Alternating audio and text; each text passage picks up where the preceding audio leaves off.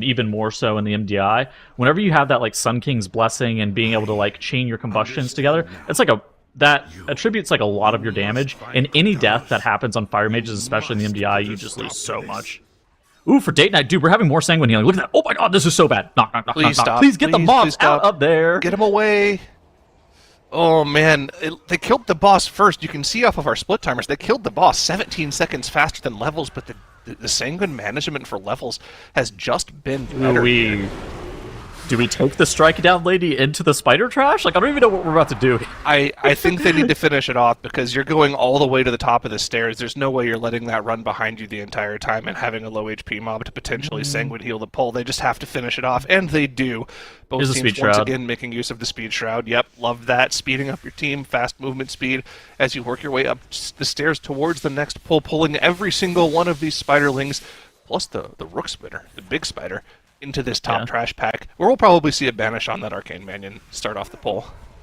So the banish on the minion isn't required. The banish on the minion is actually kind of nice for sanguine management. You don't really want a sanguine puddle. It also allows you to have a bit higher uptime on like such a heavy caster comp. But Fire Mage and Destro Warlock on AoE actually have a decent amount of like free globals. Destro is pretty immobile generally, but on AoE it's slightly better.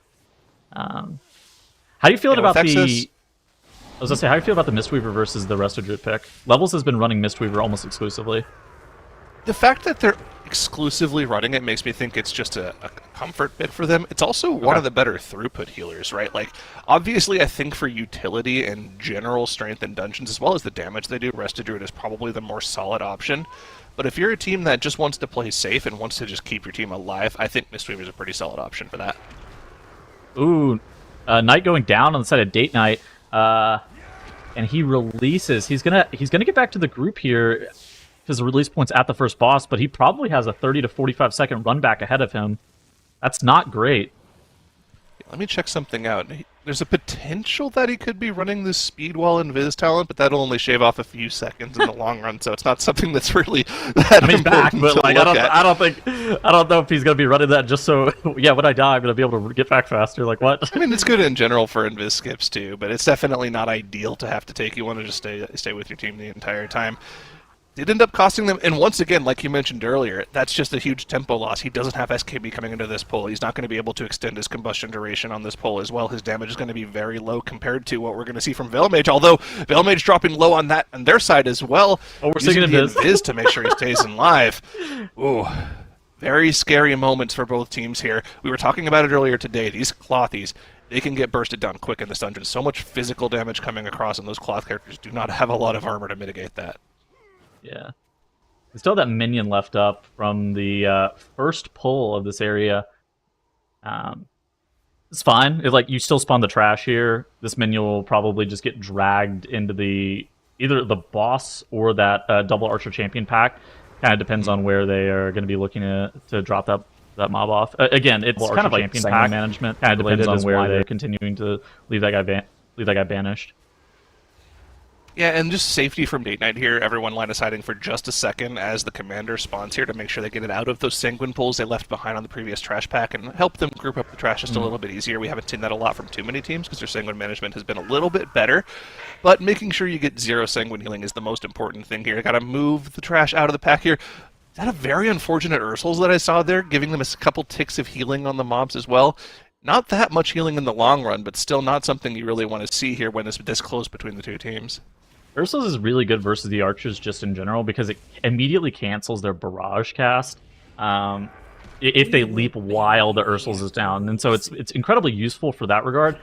But it can cause some problems, right? Like you were saying with the Sanguine healing, and it's kind of hard to move the mobs in this area unless you have a knockback or you have that Sigil of Chains available. Even with the small mistakes on both sides, still very close between the teams. Only a 10 to 15% damage difference on the boss here, and there's still plenty of dungeon left with arguably the hardest pull of the dungeon coming up. You think this next pull of the dungeon is going to be the hardest one? I think it's the one that you can lose the most time in. Specifically, yeah. Yeah. I mean, it's really easy to lose a lot of time if you end up healing up those Blade Lords, yeah. I mean, it can just kind of cascade in effect as well, right? If you ever let an Ancient Potion cast go off, and they tend to be one of like the flamethrower mobs, they can just stand there and heal for 20 straight seconds, and you're just like, well, now what? Yeah. So, for those who don't know, the Ancient Potion cast, it has 3 different types of scavenger abilities that it can cast. First and foremost, like Zyro was saying, and this is the one that people are probably the most familiar with, they can cast a Flamethrower. Alternatively, they can turn into a Beyblade and spin on you and kill every single one of your melee in your group. That's pretty bad. The third alternative is that they get big and they explode after like 2 or 3 seconds. That's normally ideal. However, whenever it's Sanguine, it's not that great because like if the scavenger is 40% HP and the rest of the pack is also 40% HP and it dies off, then you just have a Sanguine puddle that's beneath it, and so that can become problematic. Date Night, they started the boss 15% behind levels, but they kind of accelerate, and I think that comes off the back of that Resto Druid does a lot of damage whenever you are, especially to single target damage, and they had Heart of the Wild there as well. Yeah, 50k overall more DPS just on that boss, and plus trash alone there is a pretty significant damage increase, but I think a lot of it's going to come down to the next couple of massive trash pulls. How can they deal with the Sanguine pull? Date Night, killing the boss earlier on, able to gather the trash just a little bit more quickly. They have to make use of their AoE CC and their knockbacks to make sure these Ancient Potion casts don't go off, but those aren't going to go off until the Scavengers reach 50% HP. Let's see how they deal with it. Everything is gathered together. The AoE blast is starting to come. So with this composition, they should have more or less enough CC to be able to deal with it. Levels actually has an incorporeal go off, and Walpin, I think, died while gathering the pack, and that's going to be a full wipe for Levels. I think that's like going to be the nail in the coffin for Levels unless Date Night has just a massive blunder at some point and wipes as well. Levels probably loses somewhere in the order of a minute and a half, maybe even 2 minutes to that wipe right there. It did eventually let their Ancient Potion cast go off. One Scavenger sat in the back, pretty much full healing, trying to deal with it with through Warlock CC and just single target here. But really, dude, one Scavenger healing up, that's a pretty good outcome. They do have a couple Blade Lords running around with their tank here, but so far so good for Date Night. It's not a full wipe like we saw from Levels. Very tough. The Beyblades can one-shot players, especially the Clothies, like we talked about many times already today. But it looks like it's going to be relatively clean for Date Night. Levels gearing up again here. There's plenty of dungeon left, so they're not out of it just yet. But they need to get this pulled down clean the second time. Yeah, Date Night on the right-hand side of your screen, though, not having that massive blunder with the tank death. I'm interested in seeing what they're going to be pulling next. It's very common on live servers to kind of skip these first 2 Dominators. They're not the most efficient mobs in regards to count. And in addition to that, very rarely do you need them. Just for percent in the ski. And so yeah, Date Night are skipping those Dominators. They Speed Shroud through. Again, another great utilization of that Speed Shroud just in terms of time spent kind of standing around, and on top of that, they're able to skip those 2 Dominators. And now these 2 Dominators only require 2 melee interrupts apiece, or actually 2 20-second interrupts apiece, which the Mage plus a melee can cover. In addition to that as well, oh wait, did we get a 3rd Dominator? Is that intentional? Got a 3rd one. Yep. Oh, that is definitely not intentional. That is not intentional at all. The boss is double buffed now. Double buffed now. 2 Fel Frenzies. Are they going to let another one go off? They cannot let any more Fel Frenzies go off. You don't have enough interrupts to deal with 3 Fel Frenzy casts. Another one goes off. That's 3 stacks on the boss. Keep an eye on skills here. I mean, maybe potentially they could finish them off quickly, and skills can live through like 1 single charge. No, it's not going to be the case. The Stomp from Smash Bite. They have a battle res, but they need to make sure no further Fel Frenzies go off, or it'll keep stacking, and that's going to be all she wrote. No shot for Date Night, and Levels are right back in it, heading up towards Smash Bite. They've got, no Speed Shroud, but they're going to be skipping past the first Dominator. They will have to deal with this trash before they go into the boss. There's no way you go in with 3 Dominators, right? We just saw the outcome of that. I don't think they're skipping any of the Dominators. I think they're playing 4. Are they just going to kill the trash normally and then engage the boss? Just play it safe? I think you have to. What? No, what? Really? How do you deal with 3 Dominators? We just saw this go horribly wrong. You have to interrupt every single Fel Frenzy. I think they have to focus down the Dominators here. You can't really do any boss damage, right? I don't know what we're supposed to be doing here, frankly. So, this is not ideal. Smart heads up play. I want to say from Date Night, though, making sure nobody reses and they just let their Druid stealth back because the Druid is going to be way faster than everybody else, and they do still have that Dominator at the bottom of the stairs that they weren't able to deal with. This Druid can stealth past everything. A death here, though, from Levels. They have a battle res to get Berg up, but it's going to be scary with him dead. That's one kick they don't have access to while he's dead, and a Fell Frenzy does go through for them. Everything has one stack on it. The next charge plus smash will do that much more damage. They cannot afford to stack that Fell Frenzy anymore on the boss. Every kick needs to get got here. Look at Wall's HP with just that one stack on the boss. Kill the Dominators off! Dude, I don't know if we're going to live this AoE. So we have Wall for Nubo, Veil... Okay, everybody's able to survive. Oh my gosh, did the Dominator debuff expire right as the time of that? Right at the time. Oh no, Wall goes down. Wall goes down. Veil goes down Wall as goes well down instantly. No! Okay, and levels are now wiping, and now we're back looking at Date Night as they've re-engaged the boss. This time notably with just the 2 Dominators, not the 3. I see that we have a Curse of Tongues on Smash Bite. That should probably be a weakness, not a Tongues, but that's okay. We'll get them out on the Dominators where we can. And I think we're home free. You can see, the thing is, you can have a 2-target interrupt rotation with this caster comp on 2 Dominators. That's fine. 3, though, something is eventually going to go through, and that physical damage buff on the boss is just too much to deal with, especially when you let 3 stacks if it go off. That's a one-shot on everyone in the group. Looks like Date Night, though, on their second attempt, are getting through cleanly. No Fell Frenzy is going through just yet.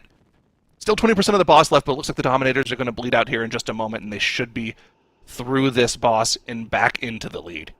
It was kind of awkward when we were watching levels. I actually didn't really know what to say because it was kind of difficult to tell if it was intentional or on accident that they pulled that triple Dominator into the boss. Like, I wonder if you're supposed to like lust to that and AoE down the Dominators. Like, I wonder what the strat is actually supposed to be if you were doing that. I think it was unintentional that they were grabbing those though. I mean, it was almost certainly unintentional. There's no way you can keep up with 3 Dominators. With these kicks in your group, it's just not going to happen. Well, 2 24-second kicks, it's not great. So it's possible, right? So you're going to have one debuff go off eventually, is what's... Right. And you could maybe, if you know it's going to happen, live it. Oh my gosh. Oh, let's focus up Knight here, goes though. down from Raven's Death on dive. Knight. They can res him, but it's going to cost them a little bit of time getting into the Soul boss. You need to Stone. make sure you don't get a Raven's dive on top of the Soul Stone so he doesn't die when he comes up. Looks like he is back alive and they're ready to go here. And they do have the Bloodlust, so everything should be stable. The person to keep an eye on here is the tank, though. Tanking all of these mobs plus taking those stacking bleed stacks from the boss is going to be difficult for skills here. Keep an eye on the tank. Nobody wants to get hit by a Raven's dive because you can pretty easily get chain CC'd by multiple of those as long as they aren't controlled, but it looks like they're doing a good job of making sure they're AoE CCing these mobs down so they don't get their leaps off. I mean, that's one of the advantages of this Destro Warlock, right? You just get, like, Rain of Chaos, you get free Infernal procs, where it stuns the Lancers completely off DR, too, and that'll end up, like, stopping a lot of the leaps. Still a couple Lancers left alive. Got to make sure you don't accidentally Sanguine the boss here. Of course, he's at max HP, and they don't have their damage buff left on their players yet. Looks like they are home free, though. No Sanguine on the boss. This first Shadow Ball volley goes off, doing so much damage to everyone in the group, and Knight is dead. Once again, didn't have the Cauterize back from his previous death, and they don't have a Battle Res for him. They're down 1 player for the rest of the boss. Now, they can finish it off, but it's going to cost them a lot of time. But Levels is so far behind, I think Date Night can just finish this out. It's just going to be a matter of making sure you DPS down the swarms the second they spawn, right? Yeah, so the good news is I think they still win regardless. The bad news is they're actually kind of vulnerable to dying to a swarm potentially. Now it is a 23 fortified, so it's likely that they're going to be able to kill them off in time and be able to have the HPS to heal through it. But if this is like a higher level, I know that they would be in a lot of trouble. It's more of a question of like, how is this really going to look like on a 23 fortified? Goes onto their rogue here, taking a lot of damage with the addition of that Shadow Ball volley debuff. That swarm is still alive. That needs to die quickly, a lot more quickly than that.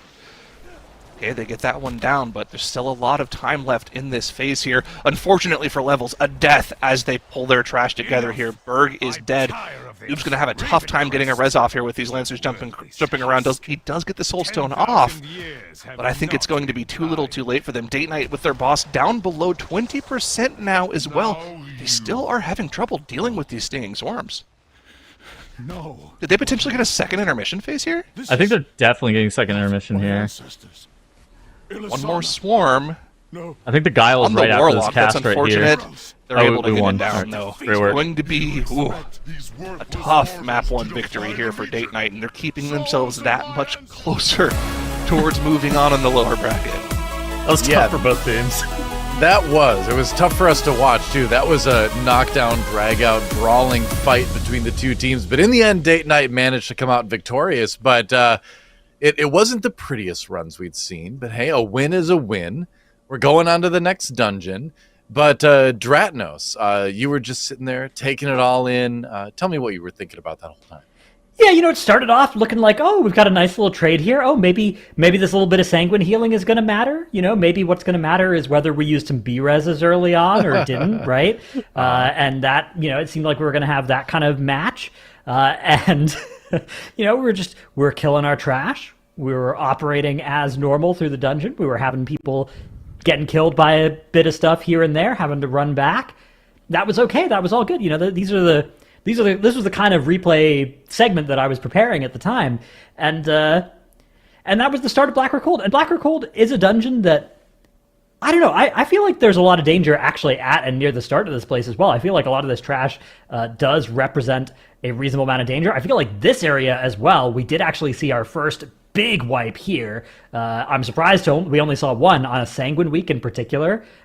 This is an area that just does not mess around at all. You can see tank immediately disappearing, and that is just an immediate full wipe there that comes in whenever that happens. We've all done this in our own runs, right? If you ever play with a tank that walks all the way through this area and immediately dies, that just does happen. But all of that paled in comparison to this area. And like you guys were saying, these Felspite Dominators cast too frequently to let you have 4 of them on boss with this comp. You can't even really have 3 of them on boss with this comp, right? 2 of them on boss, it's fine. If you have 4 of them on boss, they are going to be casting that Fel Frenzy, and then it's just going to be one-shot city damage on everybody. And this boss actually has, even if you can live that stomp, the tank damage, the boss has like a weird kind of hidden mechanic on it where it grows this energy bar every time it successfully damages the tank. And whenever that gets full, it does a haymaker on your tank. So it's actually really deadly to let these Dominators get their frenzies off for that purpose as well. But I mean, yeah, this game ended up just coming down to Smash Spite just griefing both groups.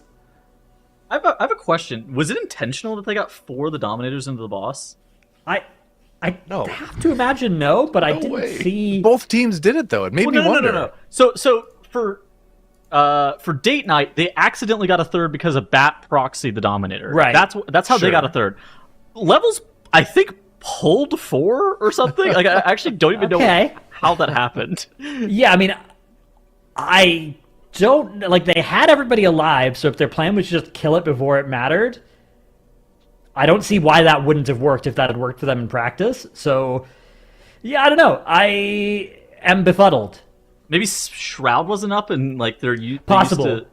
They're used to like Shroud there. Yeah, sometimes like something a little bit weird goes on earlier, and then something you usually have just isn't up. That kind of thing can and does happen. Sometimes somebody who like is supposed to meld and drop threat pressed meld to dodge an ability earlier or something. I didn't see what happened though. I saw them fighting it with the boss, trying to do it, and it not working out. And for Date Night, that's going to be one of those dungeons where you're just shocked that you get to the end of the dungeon and the admins haven't told you you've lost yet. You got to be feeling really good about escaping that Black Rock hold with a win somehow. You got to make sure though that you stay, focused. You still have to win this series, and then you have to play Echo soon afterwards. So by no means are they out of it just yet. A brief reprieve, but they still have to capitalize. That was still a 17-minute run, by the way. It happens. Insane. So I mean, that's you know, if you're Direwolves right now, or not Direwolves, you're Date Night, or if you Levels, you're like, okay, we got that dungeon out of the way, right? I feel like that's how you have to approach it, where it's like, okay, that was the dungeon that, we're just gonna like forget that one happened. We got that out of our system. We're moving on. We're playing clean from here because not only do you have to win this series, but you have to stay in the mindset and get prepped to play against Echo in the end of it, whoever ends up winning it. So I'm very curious to see how good Atal Dazar looks, which is going to be our next map in the series, versus that last one. As far as like, will it be more clean? Will they shake off sort of the the heart rate increases that come along with playing a map like what we just saw, and stick it a bit cleaner as they get ready to try to move on, both of these teams here. But yeah, we've seen some interesting things in Atal Dazar, haven't we? I think a lot of the strats in AD have been super interesting. The dungeon hasn't seemed very volatile, though. I wonder, like, what a volatile Atal Dazar really looks like. Where are the points that you realistically can wipe to? It's probably, what, that first pull? If you have any mistakes with, like, storming or, like, Juggernauts charging people, maybe you can wipe to that first pull? Yeah, or if either team has tried to copy the, fast strats that have been deployed yesterday and the day before. Yeah. That could be something that, doing those pulls without a bunch of practice could be very deadly. Yeah, I think you're also onto something with that, Tuttles. I think it also comes down to whether or not you actually run the 4 DPS comp. That heavily increases the volatility, right? Not having access to those heals to kind of fall back on if something goes horribly wrong is pretty important. And of course, if you lose a DPS player, you lose some of that rolling DPS, especially on that first pull. We covered this. It happened to Dogs in their one map that they lost to Echo earlier. If you lose a DPS, and those mantles go on with some pretty significant HP still on the augers, more wildfires go off, you take more and more and more damage. You really need to make sure those pulls are clean, but we're not going to see that here. Both teams with a healer in the group, both teams playing it safe, although we've still seen healer runs go very, very fast. Already off the bat, though, I thought we were going to see differing strategies. It was just skills pulling one of those middle trash packs in. Interesting. Yeah, what's the plan that's with kind that? of it's kind of interesting from the side of Date Night, where they're actually grabbing Sarids and a Skyscreamer into this pull. This could potentially go problematic if the Skyscreamer actually gets a cast off. You see the Sarids kind of lingering in. This might actually only be the... Oh, they have the Stalker as well. It might actually only be the Sarid pull. They might not even have a Skyscreamer with that. A little bit of free extra count being pulled in here. I noticed they skipped the Juggernaut on the right here, to the right of where their healer is, so yeah, maybe they add in a couple extra things to make sure it's clean here, but the healer goes down here, and they don't have any healer alive to help them deal with the residual damage here. This next Colossus cast, if it goes off, would have potentially killed somebody, but they are able to barely stay alive. Their Shadow Priest just barely living through the last couple of ticks of a wildfire debuff. And they kind of both end up killing their trash packs at the same time. Extra count, though, for Date Night. Razhag actually kind of got unlucky, is what I would say. So he got picked twice in a row by that Colossus. Now the Colossus, the being the Soulburn, can actually be like invised off or melded off or whatever, right? And he melded the first one, but then he got immediately retargeted with all of the pseudo bolstering stacks that are on that Colossus. So the Colossus, whenever any of the mobs die nearby it, they actually buff up that mob and make it do increased damage. And so it's purgeable, but you're not going to be spam purging it. Like, there's no way you're going to have your sprees like dispel magicking it. You were just kind of hoping that it didn't go into Razhag twice in a row. Alright, this is the second time I've seen them do it. Oh, never mind, gotta cover that. Shadow Priest going down to that Tainted Blood debuff. Also, 2 more deaths on the side of Levels here, going down to Juggernaut charges while they're trying to gather their blood debuff. This has been a problem for a lot of teams where they take so much damage from it, but we haven't seen it been a problem in terms of like death timers for anybody yet. That's going to make this boss encounter take that much longer for them. Every single one of those debuffs does 5% of the boss's HP to it whenever the transfusion goes off. That's just 5% per transfusion cast that they're missing out on. So they're going to be on this boss for a lot longer now. I have a question for you, Zara. Do you like what we're seeing on the right side where Date Night is actually leaving the Juggernaut polymorphed? Yeah, I was confused about what they're pack? doing with that. Are they just trying to stay safe? Or are they potentially mind controlling it for something? Like, I'm not quite sure what the plan is, because this is the second time we've done it, right? On the very first pack, they also left a Juggernaut out. Now they're bringing it back in, but I mean, the thing is, right now, this boss is at 13% HP. All the damage you're doing to it doesn't really matter right now, because it's going to die to the next transfusion cast anyways. I don't think it is. I think a Spirit of Gold actually got one of the blood puddles, which means that only 3 of their players actually even have that. Wait, the boss is actually healing? Yeah, the boss is healing. That's this is so bad for Date Night. Hey, left side of your screen, we saw Levels have some issues with the Juggernauts and the Merciless Assault cast killing people off. But now Levels able to kill off Priestess Alunza a few seconds ahead of Date Night. Now I would classify this as a count chasm. 12% differential between the two teams, but This is similar count to what we saw from Echo at this point, actually. This is the same count percentage for Date Night as what Echo does in their run, 59.11% here as we pull Razan. That means Levels is probably going to have to pull a ton extra. They might even be going for, like, the same trash cadence that we saw Legendary go for in their run, where they pull a lot of that trash outside of Volcall. We'll have to see, though. Both teams now going for a pull that every other team that we've seen today has actually saved their lust for. But neither of these teams actually have the lust for this pull. The danger here is much higher than we've seen in any other key. Have to make sure no extra wildfire cast on these augurs goes off on the group, because if they get hit by that wildfire at the same time they get targeted by a charge or one of the shots, it could be an instant 100-0 death, and that would be disaster because neither of the teams have their battle reses available. I think that's a pre-10-minute versus post-10-minute strat, right? Like, if you're only going to get one lust in the entire key, you're going to rip it on this pull into the boss. However, if you think that you're going to be, 10:45, if that's your projected time in this key, you're going to, press the lust on the first pull and then press it on CD again whenever it comes up on Yasma. Which I think it just kind of comes down to what these teams are more or less anticipating their timers to look like. Yeah, I agree. I mean, just playing it safe versus going for the 2 lust versus just, the stronger 1 lust, but making sure you get full use out of it. It makes perfect sense to me. Both teams now dealing with the majority of the dangerous trash, just those many boss mobs in the center left for them to deal with. Of course, the Warlock is able to stay out here. If they have their imp out, it'll instantly dispel that terrifying visage on them, so they don't have to worry too much about standing outside. Nice little tech from back in the day for the lock here. Date Night have completed all of their trash, but, I mean, that might not necessarily be the best of things to deal with, right? Because you lose a little bit of single-target efficiency by having those up longer. Level's also going to kind of kill the boss a little bit faster. How much count are they going to get up to? So 73.78. What position would you rather be in? I think I'd still rather be in Date Night's position where they have 5% more enemy forces, but I don't even think this is going to be like 1 pull differential. I think this is going to be the exact same number of pulls between both Levels and Date Night. Nice gate by Levels, by the way. Yeah, it's not that big of a difference, right? We're talking about the difference of like 2 Skyscreamers, something around that, so you can pretty easily just drag those 2 extra Skyscreamers into the final boss, so I don't think the trash differential is going to make that big of a deal, as long as they're able to deal with kicking ads on top of bosses, which is not what we saw in the Blackrock Hold. We'll have to see if that's going to be an issue for either of the teams here if they do get to that point. Right. This is a pull as well that's going to cause problems for even the best of teams. 1 Skyscreamer kick going off here while this trash is alive, and it's going to be a wipe. So have to play perfect.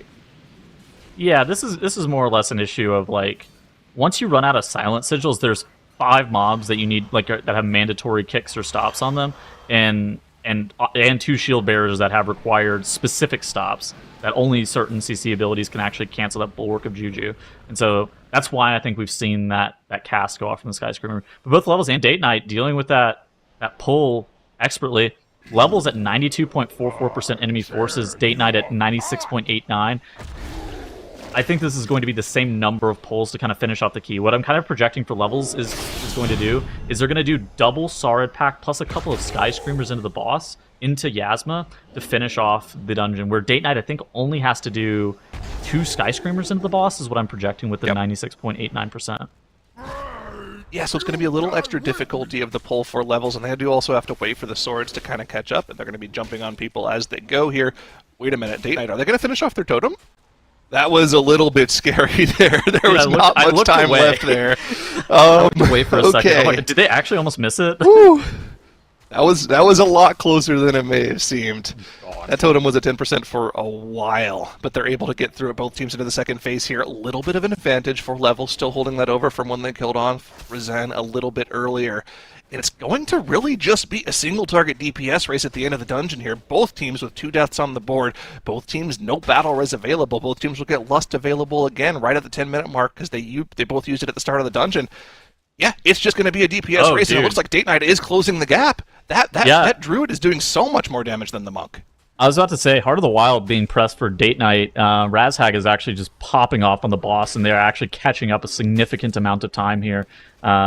Just with that Resto Druid in that cat form, being able to just pump out a ton of DPS. I think that, like you correctly analyzed, this is going to kind of be a foot race to the finish. I don't think that any team is necessarily in an advantaged position here. Look at this, 2 deaths apiece on both sides. There's zero time in regards to death differential that's going to be separating them.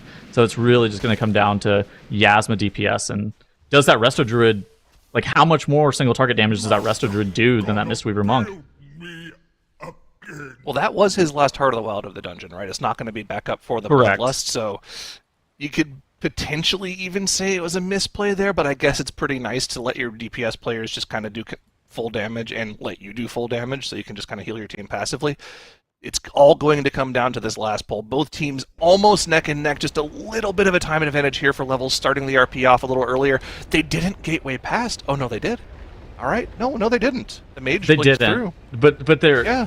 Walpin has to grab trash mobs. So they have to grab Sarid packs, so Walpin is like going to be a bit further behind actually engaging the boss than where Skills is for Date Night, because Skills is grabbing 2 easy Sky Screamers that are up on like that top landing area, and so he's going to be dragging those into the boss, where Levels has to actually get a Sarid pack, I think.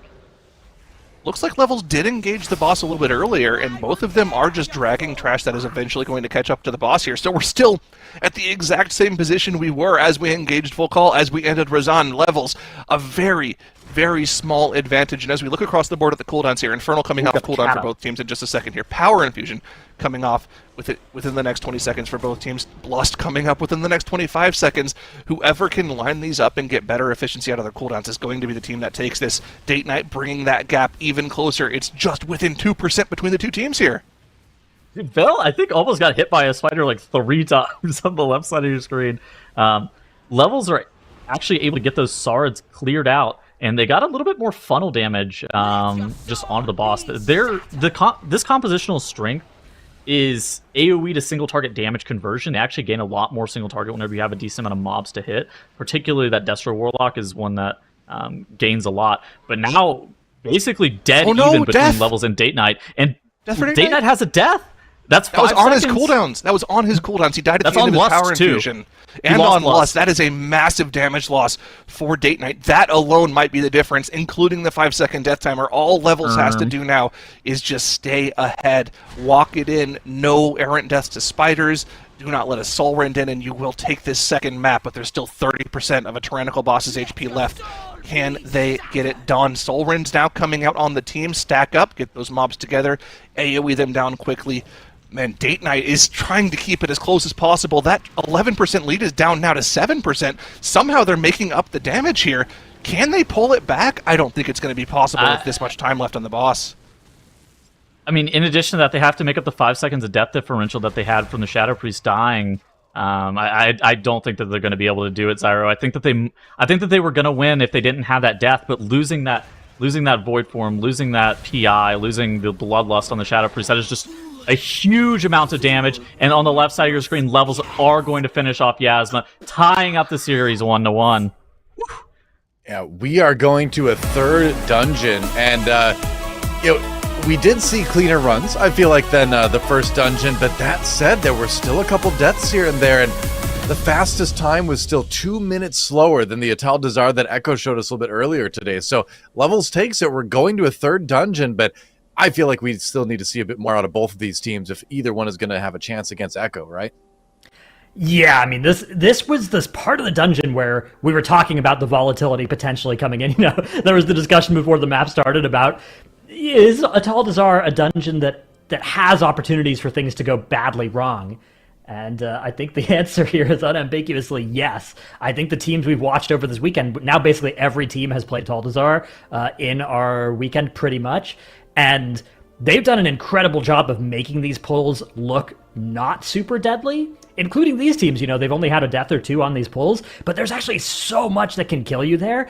And to the credit of both teams, they were able to recover from, death or 2 early on, keep those pulls alive, get it so that they were neck and neck coming into the end of the dungeon. And we were on just a single target damage race. We had the slight difference of a bit of extra trash coming into this boss as well for Levels, but at the end of the day, none of that ended up mattering more than the death that came out here. That spider just making its way in, costing them I genuinely, I think we would have been, maybe under a second of difference between the teams had that death not happened. But with that death, it's going to end up being 12 seconds in favor of Levels to close out that particular map. The two slowest times this weekend we've seen in Ataldazar is worth noting, so the two teams are definitely still facing an uphill battle against the rest of our field, but that's a problem for the future. For right now, they have to win the next map because it is going to a deciding Game 3.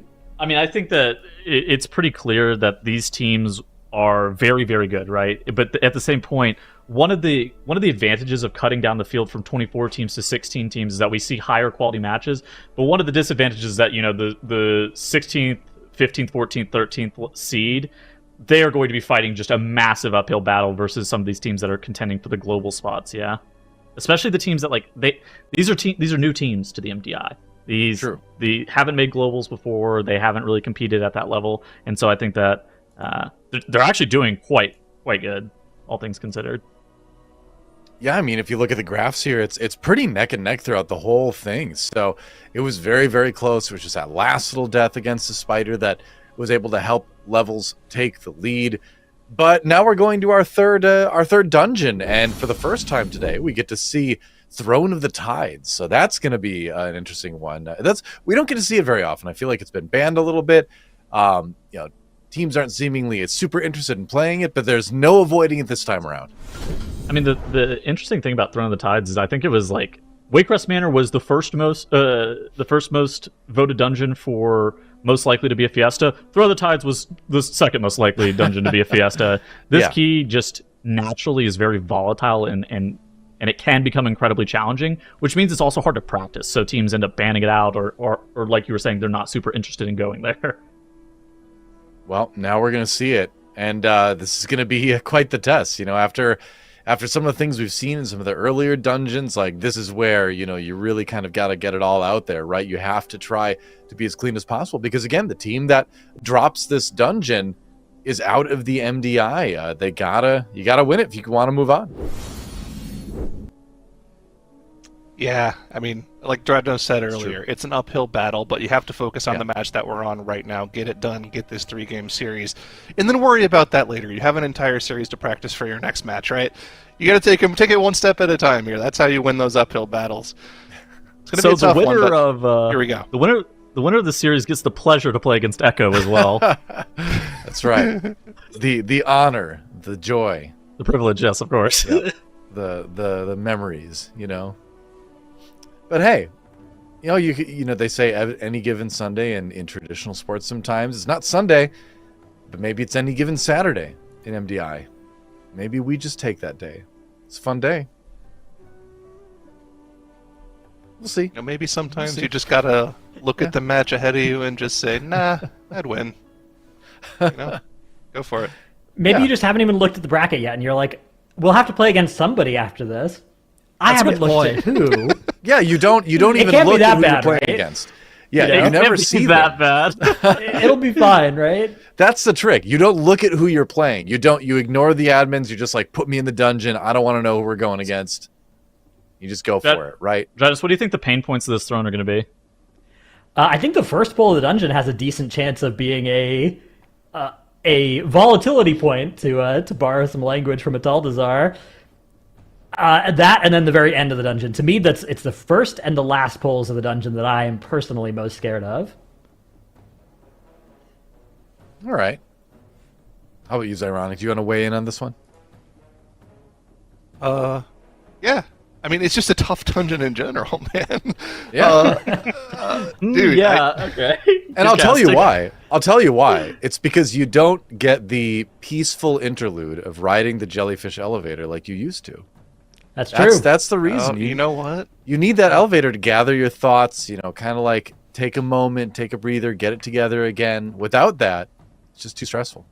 It was nice to have that jellyfish, although sometimes it just didn't work. So, that's true. Do you like the situation we're in right now where we have the little thing that you click on that takes you to the top? Or would you rather sometimes have us cast somebody just not being on the jellyfish for whatever reason and losing like 45 seconds of their dungeon? I mean, I will say one of those options sounds like a lot of fun and entertainment. The other option sounds like actual good competitive integrity. So, Yeah, I think I'll have to go with the competitive integrity in MDI. But for my own, personal reasons, it is fun to see the jellyfish elevator interactions sometimes. I'm interested in seeing if there's any new tech between that like date night or levels might be able to pull out in this key. Because I think there's a lot of stuff that you can do. Like I know like a lot of the mobs can snap in this key, but there's also a question of like how would you even path around snapping mobs and whatnot. Or a more traditional route, like if you're holding W, it's going to make more sense just logistically where you're going in the dungeon. Well, here we go, and notably both teams now running that Mistweaver Monk. Now, of course, we covered why this is very good yesterday a little bit. Of course, that revival can be used to get rid of a ton of debuffs in this dungeon that can really mess with your team. Also, of course, Mistweaver great for healing off these nasty crushing depths debuffs that we see on the players as well. LFXD instantly getting that healed off him there. Another one going on the Shadow Priest for levels, using the Cocoon as well to instantly get him back alive. Of course, there's a lot that can go wrong here, but gotta use those externals early and often to keep people alive. Another big thing, too, is you have the Master Spell on a 2-minute CD, but then also having the Revival on top of that on a 3-minute cooldown really makes bursting a lot more trivial, depending on the pull. Especially, like, MDI-sized pulls typically are, 15-plus mobs, and so you're going to need either something like Dwarf that you're seeing both levels and Date Night running in spades, and then on top of that, Revival and Master Spell are great tools. Exactly, yeah. Both teams the same first pull, going a little bit more clean for Date Night here. In our one other Throne of the Tides run, we saw a little bit of difference in strategy here. One team stopping here, pulling only the hallway. We saw Legendary moving up towards the next trash pack. Not happening here for the teams, just keeping it close here on this double Sentinel pull. Notably Legendary, whenever they ran Throne of the Tides, though, saved their Lust for the second pull of the dungeon, which levels and Date Night both went with like the more consistent route, where the more consistent route being every single trash mob into that Ravager with Lust, which is a very, very dangerous pull. Well, also, the other thing we're not seeing either is Arcane Mage for either of the two teams. We're seeing the Fire Mage instead, which makes sense if you're just used to running the Fire Mage on everything, and of course, if your Mage players aren't Mage mains, which I'm not actually sure if they are. But if they aren't, they probably wouldn't be comfortable with Arcane. Fire, I think in general, just makes more sense in most keys anyways. So, on basically, you have enough AoE damage whenever you have the Shadow Priest and the Warlock. They're going to be like dotting up stuff. You're going to be spamming Rain of Fire. Then on top, like after that, you just kind of want somebody who brings a Lust. They bring Arcane Intellect, and then they just like bring full single target damage. And for a pull like this, the Fire Mage doesn't need to be AoEing, they need to be full single targeting the Ravager, and the rest of the group is going to be killing off the mobs. So it makes sense that the Fire Mage is going to be a preferred option most of the time. Obviously, like you were saying, yours was like, it should be playing Arcane, but I think that, the Fire makes sense whenever they're just hitting this Ravager and doing 450k, while 100% that's going into the mob. Massive volley coming out there. Two people went down there. Ooh. That's crazy. Healer plus Warlock both end up going down. It looks like the Warlock had a Soulstone on himself, so he instantly took it and he's back with the group. Healer had to release and is running back. This Ravager might just kill someone off here. That one single bursting stack isn't going to finish off the Warlock. Summon? He's going to be okay. I think he's pretty much back with the group already. Monks, of course, have a lot of personal utility. He's going to be back with the group for the next probably 5 to 10 seconds here, even throwing a little gateway behind themselves just to help them get back with the group quicker. They have plenty of stuns to deal with this trash. Yep, Monk back with the group already. They're good to go. But those extra 2 deaths, 10 seconds of death timers, going to come into play for sure. Notably, Date Night also had a Tempest Witch mind controlled. So a hotfix that happened, I want to say about 72 hours ago at this point. So the Tempest Witch could put the Focus Lightning debuff onto mobs and actually do, I want to say, about 20% of your group's damage, so a significant portion of the damage just to the pack. That did get hotfixed out. I wonder if Date Night has actually gone in this dungeon and practiced it since that got hotfixed out, because they look like they're continuing to keep that Witch MC'd. Well, I mean, it still does a little bit of damage, right? It's obviously not going to do as much as one of your other DPS in the group, but yeah, it's definitely not as good as it was before. We'll have to see if it comes into play for them, but I mean, they're already doing pretty well right here. Already onto the boss here, already into the first intermission, so doing well for themselves here. Yeah, levels, there's a bit of a count differential between both of these two teams right now, between levels and Date Night. 10% separating them right now. I think everything's going to get taken into Commander Ulthok on the side of levels, and that's going to be like a pretty substantial time gain for levels compared to where Date Night are. Yeah, there were a lot of questions that we had after the run we saw yesterday. While Legendary was, for the most part, clean with their run, they had like 2 spot deaths to random things that they had battle rises for randomly in the dungeon. Overall, outside of that, there was no major wipes and nothing too crazy, aside from some of the big pulls they did, like the Lust pull we were mentioning earlier. That being said, there did seem like there was opportunity to go faster, right? They didn't pull trash on top of the third boss. They could have potentially done that if they needed to go faster. There were questions about how big they went as well, outside of that first pull. So I think this is a dungeon that we kind of don't know a lot about. There's a lot of hidden potential here for one of our teams to really kind of take advantage of. Maybe later this weekend, maybe next weekend, and definitely in the finals. So anything we see here is probably going to be new to us. Mm-hmm. I think that's actually a really good point. And levels on the left side of your screen here are going to be downing Lady Nazjar here in just a couple of seconds. They're coming out of that second intermission phase. That does happen at 30%. That Date Night has just hit. So now levels, they do have a decent amount of trash to take into the second boss. And so this could actually be a big point of contention. If they don't get their CC dealt with like perfectly, I think they're going to have one more trash pack over Date Night. I don't think it's like that. I don't think it's a ton, but I think it's another 3-pack. Oh no, it's the Snapdragons. Let's see. Interesting. And they do have 1 pack on the side that they could also potentially pull in if they do want to grab the extra count and skip more later, but there's really not a lot that you can skip outside of the Murloc packs, right? Yeah. I don't think they need to pull those in. So typically Gil Goblin Hunters and Gil Goblin Aquamages aren't played because they're very dangerous. Now in an MDI scenario, obviously that's less of a factor, but at the same point, those packs aren't exactly efficient. Whereas like if you could play all this trash with the boss, that's like peak efficiency, right? That's like what MDI teams are looking to do, is they're looking to play every single trash pack they can realistically with a boss. So I'm curious what the plan is with these Snapdragons. Are we waiting for Infernal and plus PI to come off cooldown before we pull them in? I think double so. Fear sigiled them right now. Yeah, that's definitely the play here. That sigil's going to run out right at the same time the Infernal comes out. There it is. Power Infusion on the lock as well. The burst AoE damage here is going to be perfect for their teams. Here go the Warlock and the Priest, AoEing everything down. Mage's kind of just there to do boss damage and spread the Ignite a little bit. Exactly. But that is perfect cooldown usage from them and realizing it's going to be the safest to kill these mobs when they have our cooldowns out. I like it. However, the bursting is stacking up and Walpin goes down. They have a battle res for him, but the battle reser is dead too! How are they going to get him up? There's no way they can get in there for an engineering res. He's in the Merc. This is going to be a full wipe for levels here. Very unfortunate after we were praising them for their cooldown usage. Well, the cooldown usage was good, but what actually was hard to notice was the Ring of Peace. I think it came out a little bit early. So the Ring of Peace is great for keeping the Snapdragons off of your DPS and moving the mobs. However, with how early it was deployed on the side of levels, it didn't really allow them to either get a good knock on the mobs got left in the Merc, and then I think that Walpin actually took a couple of ticks of that grounded dot. And that ground dot does a significant amount of damage, even to anybody. And Date Night having a death as well, as their healer does end up going down to as an the bursting Oracle comes cast. Out, I think they're ticking. fine. This is the Ring of Peace gone for these ads that spawn. They just need to run. They need to finish the boss off and they need to run. They're able to get it down. They're good to go. But that was definitely scary at the last moment here. Of course, their healer's just going to stay dead. They're going to wait for the RP to spawn, wait for the next checkpoint to come out as the group gets down to the bottom, and then they will release. Doesn't matter that the Warlock's dead. That's just 5 extra seconds. We're all good. He's just like get me. To the bottom. He's just like me. Get to the bottom. It's okay. It's okay to die to that. It happens to literally everybody. Anybody in chat who's typing anything otherwise, they're lying. There are 2 types of people in the world: people who have died to that and liars. True. And with the checkpoint unlocked, the releases will come out. They'll get rebuffed up here.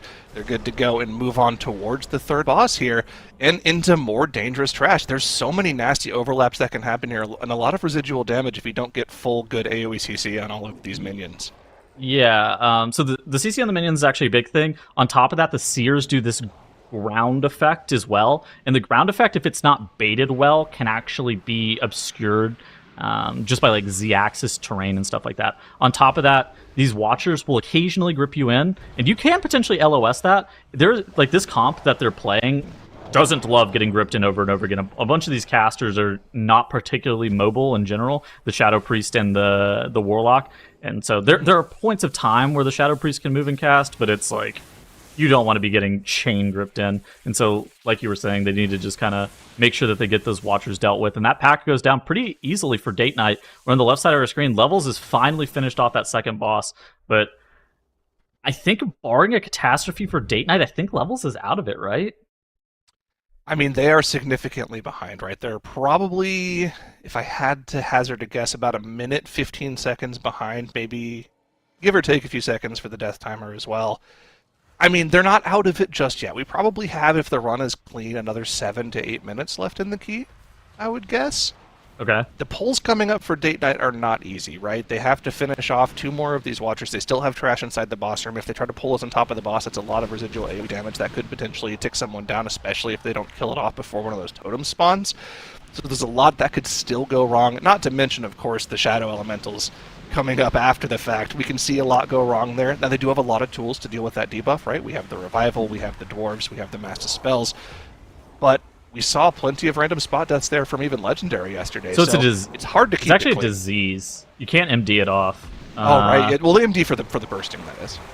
Yeah, sure. There we go. Which is like, if you're taking any of the Guild Goblin Hunters or Aquamages into it, you can get up to 5 or 6 stacks of bursting, so it's non-trivial as well. There was a lot that could still go wrong. So they're keeping it close is the point I was trying to make. Yeah. They need to continue to keep it close, be efficient on this trash here, but they have a lot of work to do. They have to start their uphill battle now rather than after the series is over. Date Night dropping incredibly low here.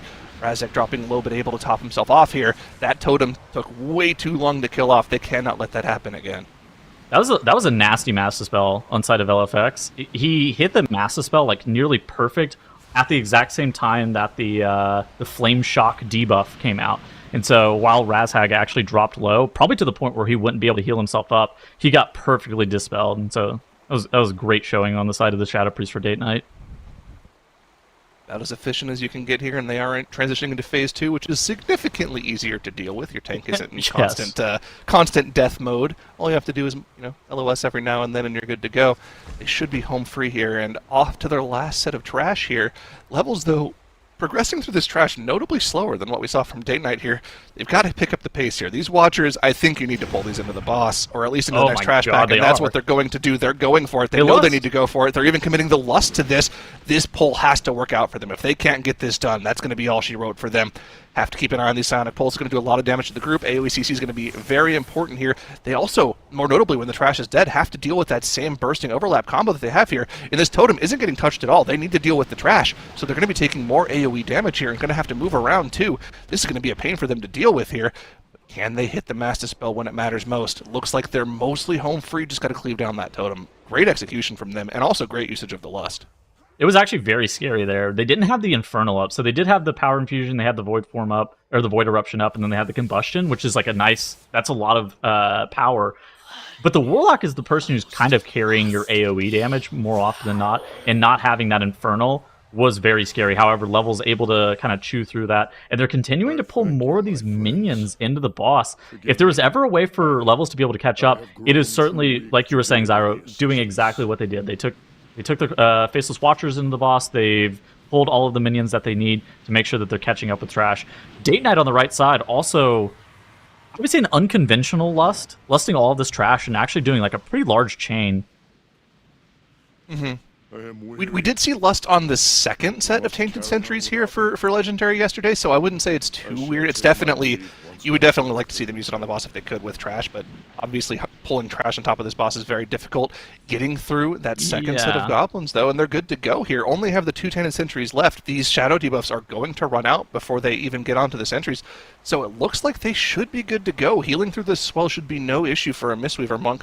This man is starting to dip into the low regions. He can definitely just top that back up before the boss here. All he has to do is keep his team alive through these double swells, and I think they're good to go here. Date Night executing this trash very clean. Yeah, so one of the big things about this, and you were kind of mentioning it, is if they could take trash in this boss, it would actually be really good for them. However, one of the prerequisites of actually opening up this gate is killing off all of the sentries. It doesn't have anything to do with the Guild Goblins or just the 2 sentries in front of it. It's actually, the prerequisite is killing off all 4 sentries to get the gate opened. And so that's why it's particularly difficult to be able to actually get trash pulled in the boss. Levels. I don't... Oh, Zyro. Some swell That was like deaths. 10 stacks of the shadow debuff going into a swell. They didn't have the dwarves for it, and I would imagine they didn't have the revival for it either, so it wasn't going to go well for them. They were definitely going for broke at the last moment, trying to do whatever they could to come back into the series, but it doesn't look like it's going to be enough for them. Date Night already are onto this last boss here, doing a good job of clearing out the inks here. Ads are spawning. They don't have to do too much to deal with these ads. They have a lot of residual cleave that will take them out. All they have to do is make sure they keep a clean floor, clear that ink. It should be a relatively easy boss for them. Great showing from Levels, really trying to put together the runs, but I don't think it's going to be enough for them. I think they win this map if they don't wipe to the boss, by the way. I think that like, some of this...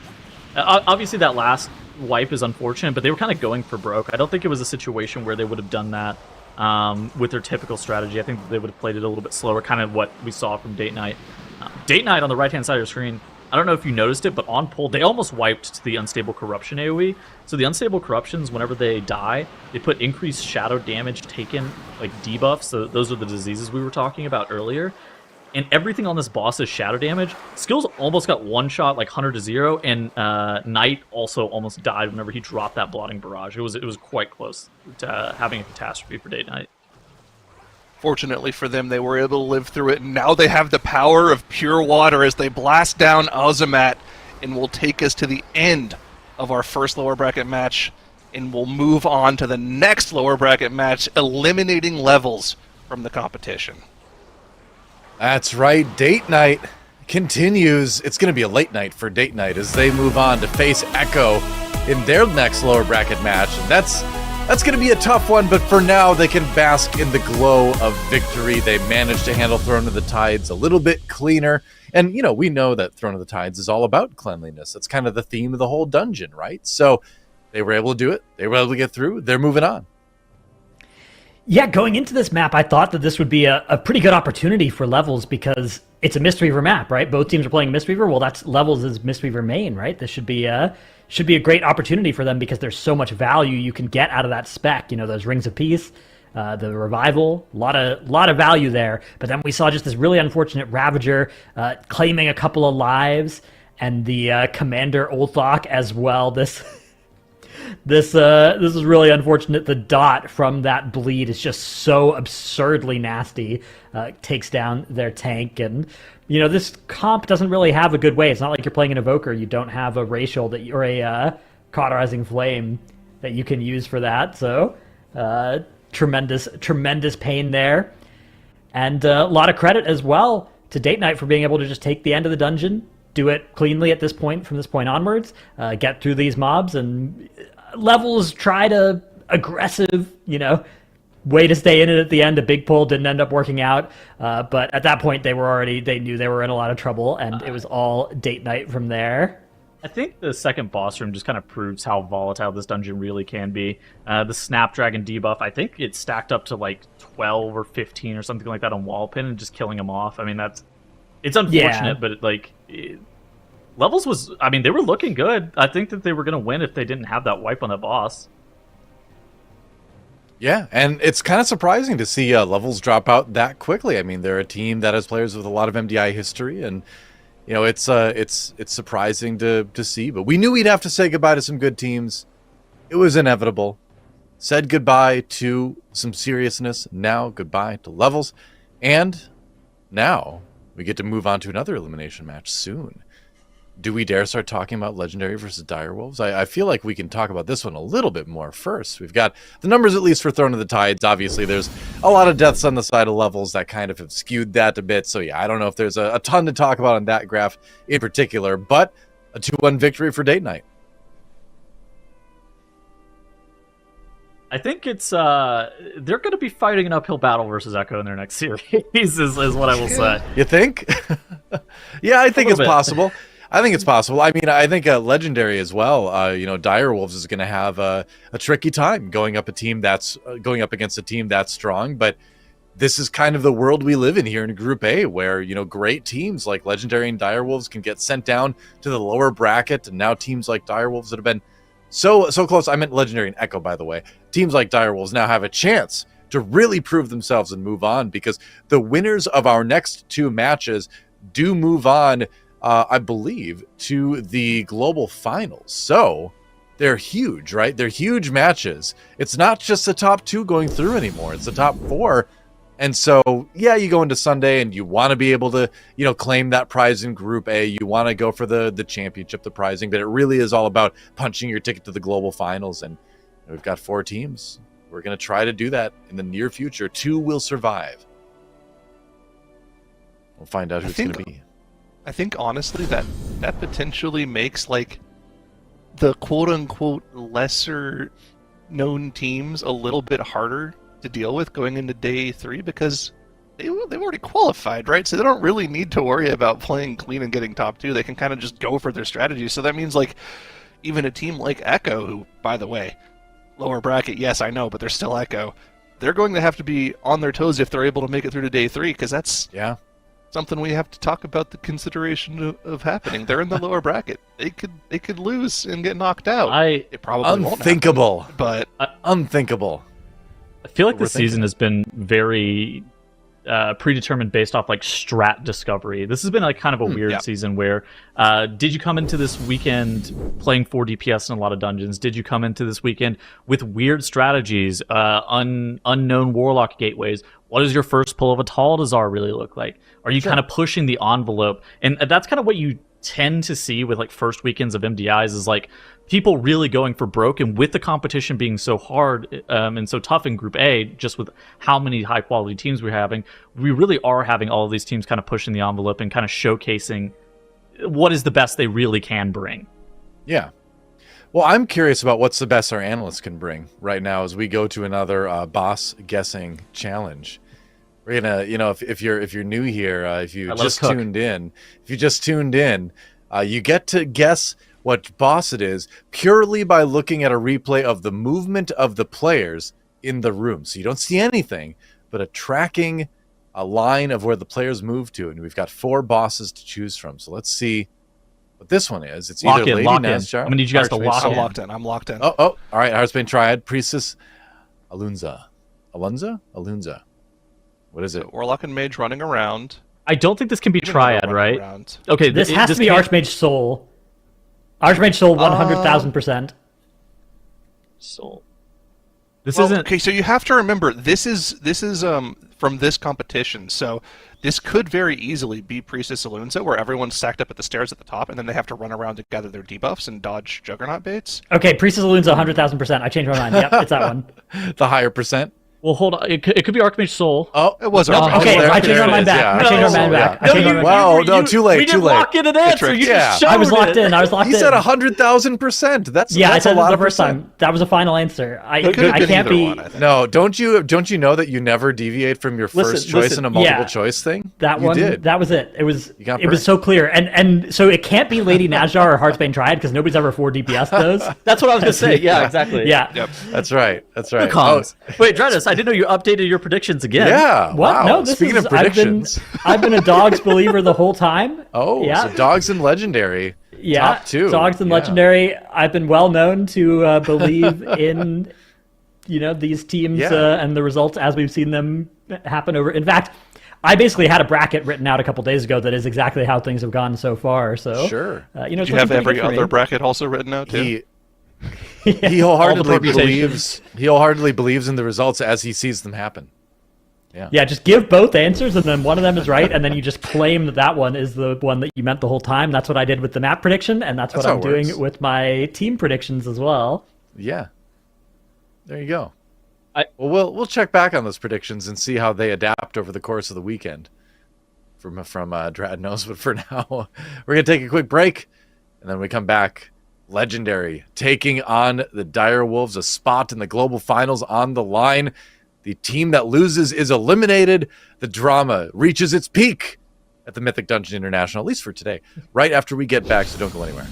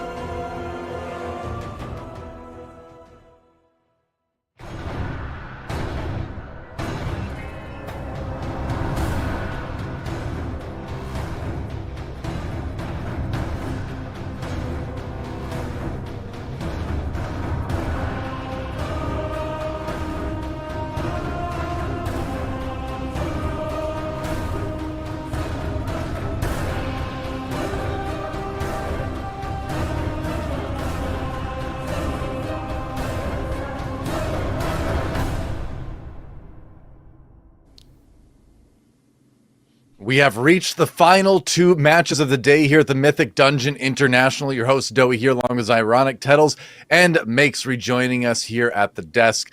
And here is where it gets extremely tense, because a spot at the Global Finals is on the line. and the loser is eliminated. So it couldn't be two more different of a results for each team participating in this one. We're going to start with Legendary versus Direwolves. Direwolves battling their way back through the lower bracket, a win 2-0 over Some Seriousness, and now they have to take on Legendary, which if I'm Direwolves, if I'm any of the teams in the lower bracket mix, I probably didn't expect that Legendary would be a team I'd have to run into. I think specifically with how this cup is playing out, it's really hard to tell who you're going to get. I think at this point, you're probably happier about seeing Legendary in your lower bracket game than Echo, but we'll get to that in a couple of minutes later.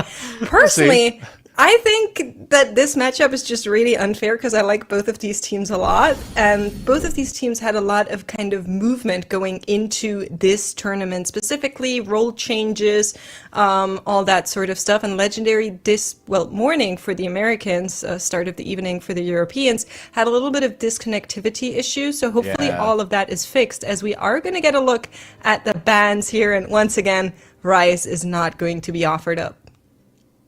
Yeah, fingers crossed that all the tech side of things goes smoothly here for Legendary versus Direwolves. On the Legendary side of things, we're going to start out with Darkheart Thicket again.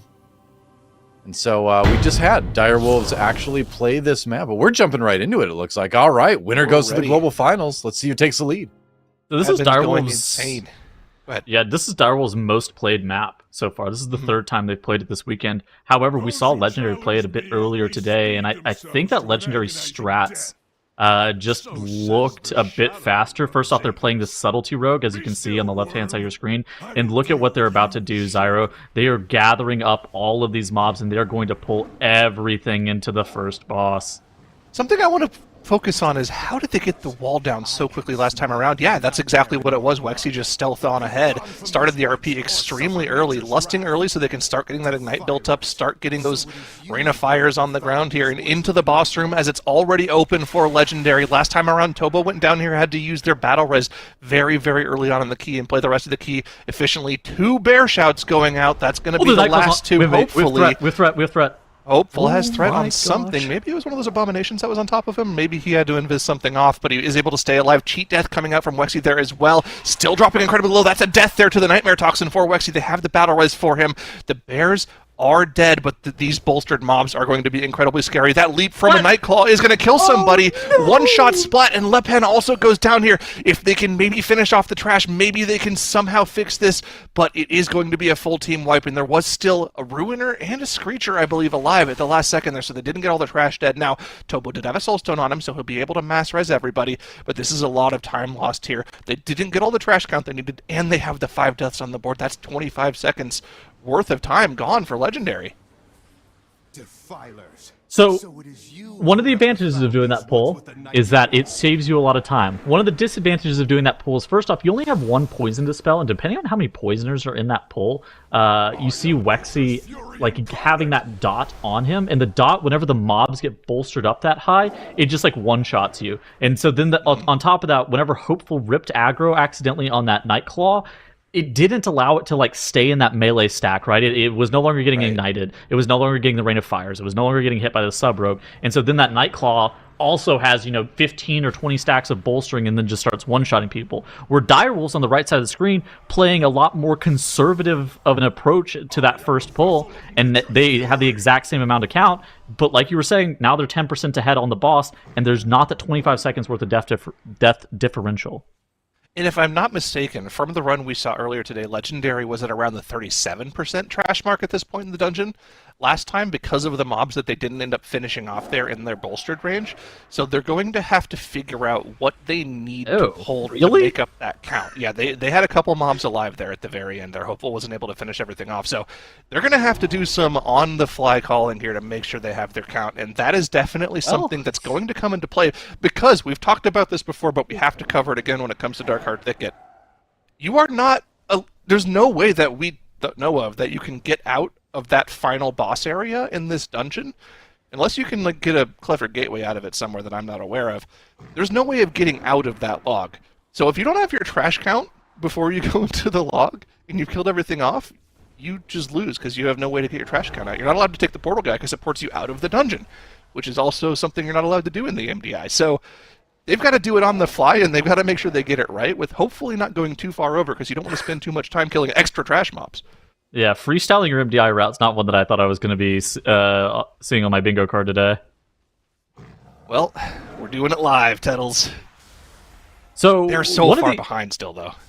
One of the advantages of a sub-rogue in this next area is actually being able to just like speed shroud skip everything.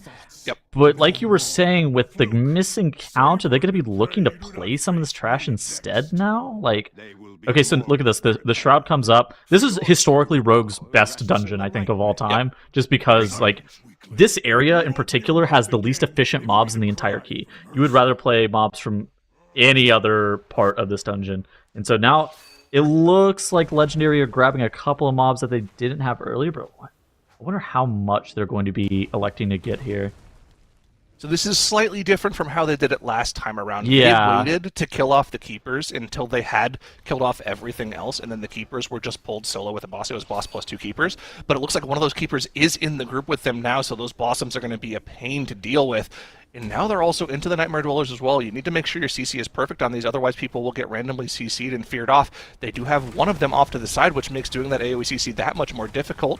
They did use the paralysis to skip its cast, but it's just going to be a pain to get that mob in now. Looks like they finally have an interrupt on it, but now that everything is stacked up, they can potentially do a much better job of dealing with their AoE CC. I don't know how much they have left, though. There's the Fel Nova. I think they probably still have the Shadow Fury.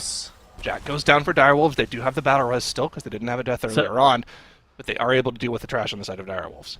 Yeah, so what happened was the Dweller was alive at, 200,000 HP with 20 stacks of bolstering, and it cast the channel. So the fear is actually a channel, and it does like ticking damage. And if the full cast goes off, then you get feared, and he just died immediately to the first hit of the channel. This full HP Dryad is joining the group as these blossoms die. It's going to gain a bunch of bolstering stacks. It one-shot Wexy. This Dryad is going to wreak havoc on the team, and now the Keeper is going to get bolstering stacks too. This is terrible for Legendary. Fortunately for them, Wexy was the one that died. He can release, he can stealth back to the group, but these bolstering stacks are going to be a pain for them, and there's no way they're going to be able to pull these into Okart right now with all the bolstering stacks on them. And of course, now that the Keeper's in the group, the blossoms are going to start to heal up too. This is just worst case scenario for them. They haven't even engaged Okart yet. They're so far behind. I think they can take the trash into the boss if they want. It's just They can take the blossoms in, yeah. Well, they still don't have Wexy as the issue, right? They're waiting for him to run back. Like I think in like a conventional method, they could just take this trash in the boss. The Keepers shouldn't do damage to the rest of the group. It's just the blossoms hitting the tank and the Keepers hitting the tank. Very unfortunate situation for Legendary, but they're keeping it competitive, Zyro. How much count did they have coming out of this area earlier today, if you have that pulled up right now?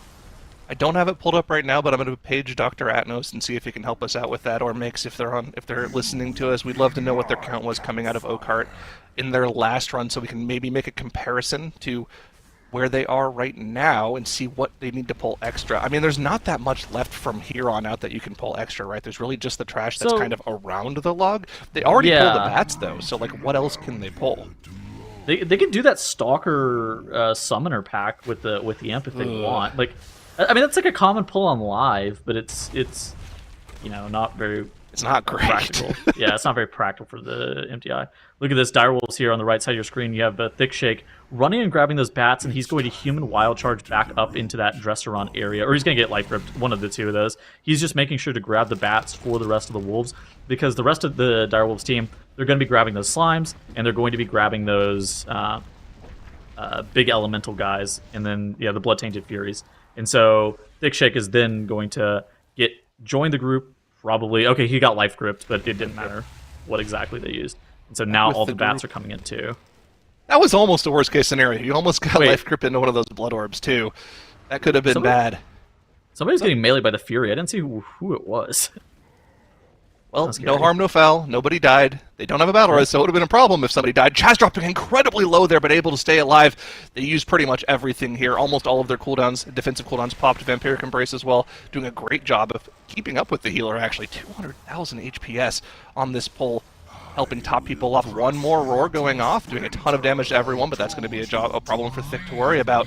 They still have a couple of Furies left alive. Once those Furies die, of course, they'll have to deal with the Blood Spawns as well. Make sure those don't transform. We've seen that happen to a team earlier today, and that is a big pain when it happens. I think it happened to Ideally don't have that Legendary. happen. It did, yeah. You hold no Yeah. sway over this realm. I was unsure as to whether or not it was intentional or not that they were doing it. So the Blood-Tainted Furies despawn, the minions despawn after a certain period of time, and it seemed like they could also outrange it, but it was unclear as to whether or not it was an intentional let them reanimate or not. Yeah, like, there is some line of thinking where, like, you can probably let them stay alive and maybe gain some single target, but I think it's either 1 minute or 2 minutes after they spawn, they eventually despawn. I forget which one it is, but it's some pretty long period of time, and having those alive charging around for that long of a period of time is really annoying to deal with. So I don't think it's something you really want to do on purpose, unless it happens, like, at the start of the boss and you can gain a bunch of extra single target from it. It just seems like it's more trouble than it's worth. But back to the action here, and we can see the lead that Direwolves has opened up for themselves here. They are now more than half the HP on the boss ahead here. This is a tyrannical key, so that is a large chunk to eat through. They are easily more than a minute ahead. As long as they keep it clean, they could very easily be walking away with a Game 1 victory. But this trash coming up after this boss is some of the most deadly in the dungeon. So many insta-one-shot potential combos. They have to make sure they do a good job of keeping everything nice and AoE CC'd at the end of the tunnel here. Yeah, so the Stalkers in particular are the mobs that are very dangerous. On 23 Tyrannical, their charge out to people won't one-shot you, but once they get a couple of bolstering stacks, say any of the bats die or anything like that, if the Stalker then will charge a player, then you can die Hunter to 0. Now you can mitigate that Dark Hunt cast that Stalker puts onto people and will charge them. You can mitigate it by being perfectly in melee of the Stalkers, but that's not always the case, especially whenever you have that growing paranoia. So it's kind of interesting to see. We've had a couple of deaths on this boss across the entire weekend. Direwolves need to make sure that this boss looks clean for them, though. Here we go, Shade of Xavius engaged. We are past most of the hallway here. Some of that trash ring of Frosted up at the top while it waits for the rest of the trash to join so everything can get nice and stacked and die as evenly as possible so the bolstering windows aren't that out of sync. We'll have to keep an eye on what's left alive once the bolstering stacks start stacking up, because that's going to be the main thing as to whether or not they can live through this pull. So yeah, like you were saying, it's 2 Stalkers in this pull, and on top of that they have 2 of the Dreadfire Imps. The Dreadfire Imps have required casts, and then there are other things such as, the Summoner's cast and stuff like that. Direwolves actually get that trash kind of deleted at the exact same time. Yeah. All of it just dies within mere moments. That Bloodlust to the Infernal, all the offensive cooldowns really, really doing a lot of work at making sure that trash goes down. On the side of Legendary, they down Dresseron, but Zaro, I think it's probably too little too late. I think that wipe on the first boss is kind of just what Legendary didn't need to see happen. The way that they wiped to that boss, I think it's just going to probably not eliminate them, but lose them this map. Oh, Chaz actually goes down for Direwolves. Hold on, maybe I spoke too soon. That is a battle res. That's their last one gone. If anything further horrible happens for them, it could be a problem. Fortunately, they're able to get him alive and deal with the afflicted at the same time. That can sometimes be something that happens, in the background as you're trying to battle res somebody. Forget about the dungeon mechanics. Did Legendary have a DC? Is Lepan DC'd again? I hope not. Well, that would be the worst case scenario. They're 4-manning a bat. Oh, man. And our tank isn't on the damage meter. Looks like a bat got stuck in the wall, and now it's unstuck. So thank God it wasn't another DC for Le Pen. And you know what? At that point in the dungeon, they were so far behind, I don't think it would have mattered. I think it would have just been something we'd have to worry about for next game. But fortunately, Le Pen is still with us. That being said, Direwolves have played this key almost... Direwolves have played this key very clean here, and it really came down to that first boss wipe, right? But I'm sure Mix will be talking about that. Don't want to take her thunder. Direwolves are going to be taking this first game in a relatively clean Dark Earth Thicket, sub almost 12:30. Very clean. Yeah, strong start for the Direwolves as they take the lead in the series. Legendary obviously still positioned to catch up in map number 2, but this first one really looked good. And I mean, I feel like I can be pretty confident in saying that was probably the best dungeon we've seen Direwolves run today. What do you think, Makes?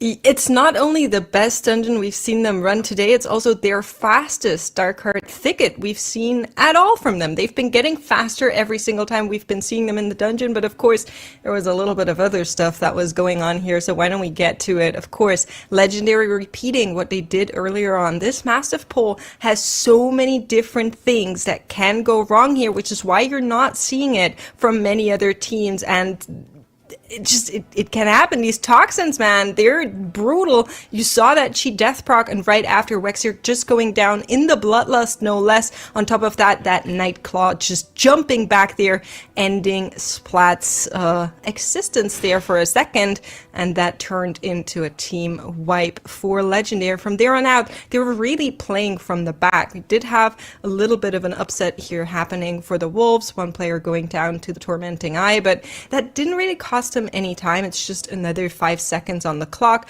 and then they were able to actually play out this pull, which also has been giving teams some issues. You can see Thickshake, or I think you guys saw it on broadcast as well, grabbing these Bloodseekers, these bats from the background there, making sure it's even a little bit of a nicer pull, really landing them right where they needed to be before they go down into the lock. And despite having one more death at Sabius there at the end, it was fine. They had that battle rest and they were okay. And like I said, the fastest Darkheart Thicket out of them yet. But, you know, I don't think the series has been decided just yet between these two teams. I think Legendary still has a lot more to give. Yeah, absolutely. I think as we go into our next dungeon, which is going to be Fall of Galakron, it's going to be a great opportunity for Legendary to come back. There's some more numbers from that last one, but yeah, I mean, I feel like I've been seeing this for a lot of series today, but this is going to go 3 dungeons. I'd be surprised if it doesn't. I feel like it should. I feel like both of these teams kind of deserve that shot. They deserve to fight that epic battle. But here's some more numbers, the graphs, of course, for the Darkheart Thicket. But Tettles, looking ahead to Fall of Galakron, we've seen that one a couple times. It's not been as common as some of our other dungeons here. What do you expect? Well, I think it's probably one of the easiest dungeons to practice. Sure. There's only so much innovation you can realistically do in Galakron's Fall. There's not a ton of routing differential. I guess there's a question as to whether or not either of these teams are going to 4 DPS a key, but it doesn't seem likely. It seems like the 4 DPS stuff is just mostly Echo and Dogs, where the other teams haven't really busted it out, so I don't expect it to kind of be something that is freestyled this late. It looks like Makes was wanting to say something as well, I think. Yeah, I wanted to point out something on the graph there, but it's okay. We can talk about the fall as well, just to give you some raw numbers if you're interested in that. So far, we've been seeing fall keys, the fastest one coming in at 11:10, and the slowest one coming in at a whooping 13:21. Now, between of them, of course, some were no healers and some were with healers, but we know that doesn't always mean that the no healer keys are faster. But yeah, if you're looking at this curve, you can really see that first pull from the Wolves being a little bit earlier in the dungeon, but not as big in terms of what they pull, and then it just kind of going wrong for Legendary from there. Circling back to the fall a little bit, I think if you're a Direwolves fan, you actually want them to win the fall. I heard a rumor that their Black Cold not as crisp as you would love it to be, and so like if that's like going to be the third map in the series, I have a suspicion that Legendary's Black Cold from earlier today was going to actually beat Last Hope, and so their Black Cold is actually quite good. And if Direwolves don't have a quite good Black Cold, if you're a Direwolves fan, you really want them to win in Galakron's Fall, because that's their most likely situation for them to advance to globals, is winning this series 2-0.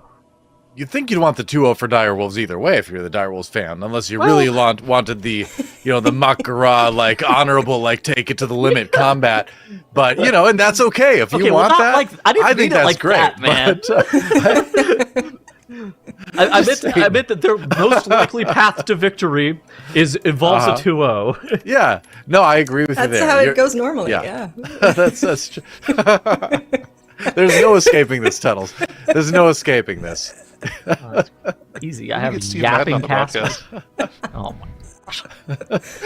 In fairness, though, Yeah. I might have gotten some intel that the fall is maybe not the Wolves' strongest dungeon. So I'm not so That's- sure. we're going to be looking for. We'll see. Maybe you never know what happens, right? It's been some crazy stuff happening today. There definitely has. It has been a day of surprises for sure, and it's nearing the end, but it's only going to get more exciting as we go to Galakron's Fall, our third dungeon in this series between Legendary and Direwolves. Remember, our second dungeon rather. Remember, the winner goes on to the global finals. The loser is out of MDI. There is no last chance tournament this season, so this is it. It's do or die for Legendary. They want to try to tie up the series and force at map 3. Direwolves, sure, they can drop this one, but as we now know, they would prefer to win it 2-0. No, I'm just saying. Anyways, that's going into the Fall, Zyro, even like Biggs was saying, Direwolves apparently not feeling super confident in their Fall. There's only really so much teams can actually do in the Fall. Legendary are 4 DPSing with a Moonkin? Is it a Moonkin or? That's a Moon. Yo, someone get Nagura back on the broadcast here. Can you Whoa. solo cast? I don't want to cast a Moonkin. Wait, it's a Feral, isn't it? It's got to be Feral. No, Oh, it's a Moonkin. He's Moonkinning. balanced. Oh my no. god, he's balanced. This is insane. All right, Tettles. So, why would we play Moonkin over Feral? What are the benefits of the? Well, one of the main benefits is we play Moonkin on live, and so what was a Moonkin main, right? he's been playing AUG the past couple of seasons, but he plays a lot of balance. Yeah, Okay. he's I don't know. Yeah, that's probably most of it. Is that we're very comfortable playing Moonkin. Interesting. All Huh. right. Well, We're getting we'll out see how DPS it by the goes for tank them. right now. Well, maybe he's just pure single targeting, not doing any AoE whatsoever. I mean, listen, I'm as big of a Moonkin hater as they come, but if he's blasting the boss DPS, I'm okay with that. That's a smart Moonkin. Dog, he just lost to the tank. Yeah, but Lepan is padding, so is Taurus Okay, they the DPS. So. All right, they zapped the trash pack, and the boss got pretty eliminated. The boss got destroyed. I mean, they're going to kill the boss here a solid minute faster than Direwolves. The question for me is two things, right? Number one, how do you deal with this room? Because in our matchup in this dungeon we saw earlier today, Echo lost a ton of time in this boss room. They had to pull slowly. They couldn't do it in 2 big pulls like we've seen from pretty much every other team. Yeah. Because they didn't have the healer available for all the debuffs here. And also, just the rest of their trash pulls were slower too, and they ended up losing a bunch of damage in just time later on in the key, just to the size of the trash pulls. If Direwolves can go for the bigger pulls here, and just make use of their healer, keeping their team alive, they could really easily catch up here. But I don't know. We'll see. We'll see how big they're going here. Direwolves really need to go a lot bigger than this. So one of the big things with this trash room is the way that you activate the boss is actually killing off all 4 portals worth of trash. So you'll see like the patrolling dog, and you can see the patrolling coalesce time. Neither of those mobs actually have to die to get the boss spawn. And so that's where I think you can actually lose a lot of time, is if your sequencing in this room is a bit slow, or like it's not optimal, you can actually lose a significant portion of your time. But Legendary make quick work of the trash. I think they did this entire area in 2 pulls, Zyra, and they were able to get the anomaly killed off. And hey, things are looking great on the side of Legendary. They are going really swift. Well, they did what I wanted them to do. That was a very clean section for them. Now they're going to have 2 of these leeches alive for the boss, but these are just single target enablers, right? They're funnel for their entire team. Almost everyone on the team gains damage from having these alive. Even the Fire Mage, that extra ignite target, giving you a little bit of extra chance to reproc your Fire Blast charges. But of course they die instantly because everyone wants to pad on them, so never mind. Sands of time, I call upon you. How are you feeling about 4 DPS in this dungeon? So the scary part of 4 DPS in this key is probably this dragon pull that we're going to see here in maybe like a minute and a half or something like that. But with Nature's Vigil and Vamp Eruption, is it going to be okay? Well, it was for Echo. I mean, it really becomes an It Die or I Die pull, right? If the VE and Nature's Vigil can keep you alive long enough, which they should, they'll keep you alive for their full duration. But after they run out, you need to make sure those dragons are either dead or you only have 1 alive, because you really don't have that much off-healing in your group. Zillia was playing Red Paladin in that run, which has a little bit more access, I'd say, to off-healing than the Moonkin does. Would you agree with that? Tobo just popped Heart of the Wild and is actually healing his group right now. Okay. Okay. Interesting. So he's playing this. Not gonna have that, or... I mean, he's playing this like a hybrid, I guess. Yeah. where he's he's just trying to do as much DPS as he reasonably can. But then you look at the healing meter; he's doing 50k HPS. They also just VE and Vigiled now with the boss at 10%, but I think that'll come back up because there's a lot of travel time in between here and the Dragon Pole, so I think they should be fine. Yeah, about a minute seems fine to me, so good quick kill from them, and they have opened up the gap here to Direwolves with how they pulled the trash and having that 4th DPS available for boss damage here. Direwolves still have to chew through 50% of a Tyrannical boss. They are very far behind now. I think that there's a lot more wiggle room, though, in their composition. But I would say the downside is, dude, look at the trash differential. Why is it so large right now? Usually what that comes down to is one of two things, either pulling bigger on the very first pull or pulling leeches into the boss. I didn't actually see if Direwolves pulled leeches into the boss. They did some, yeah. Okay.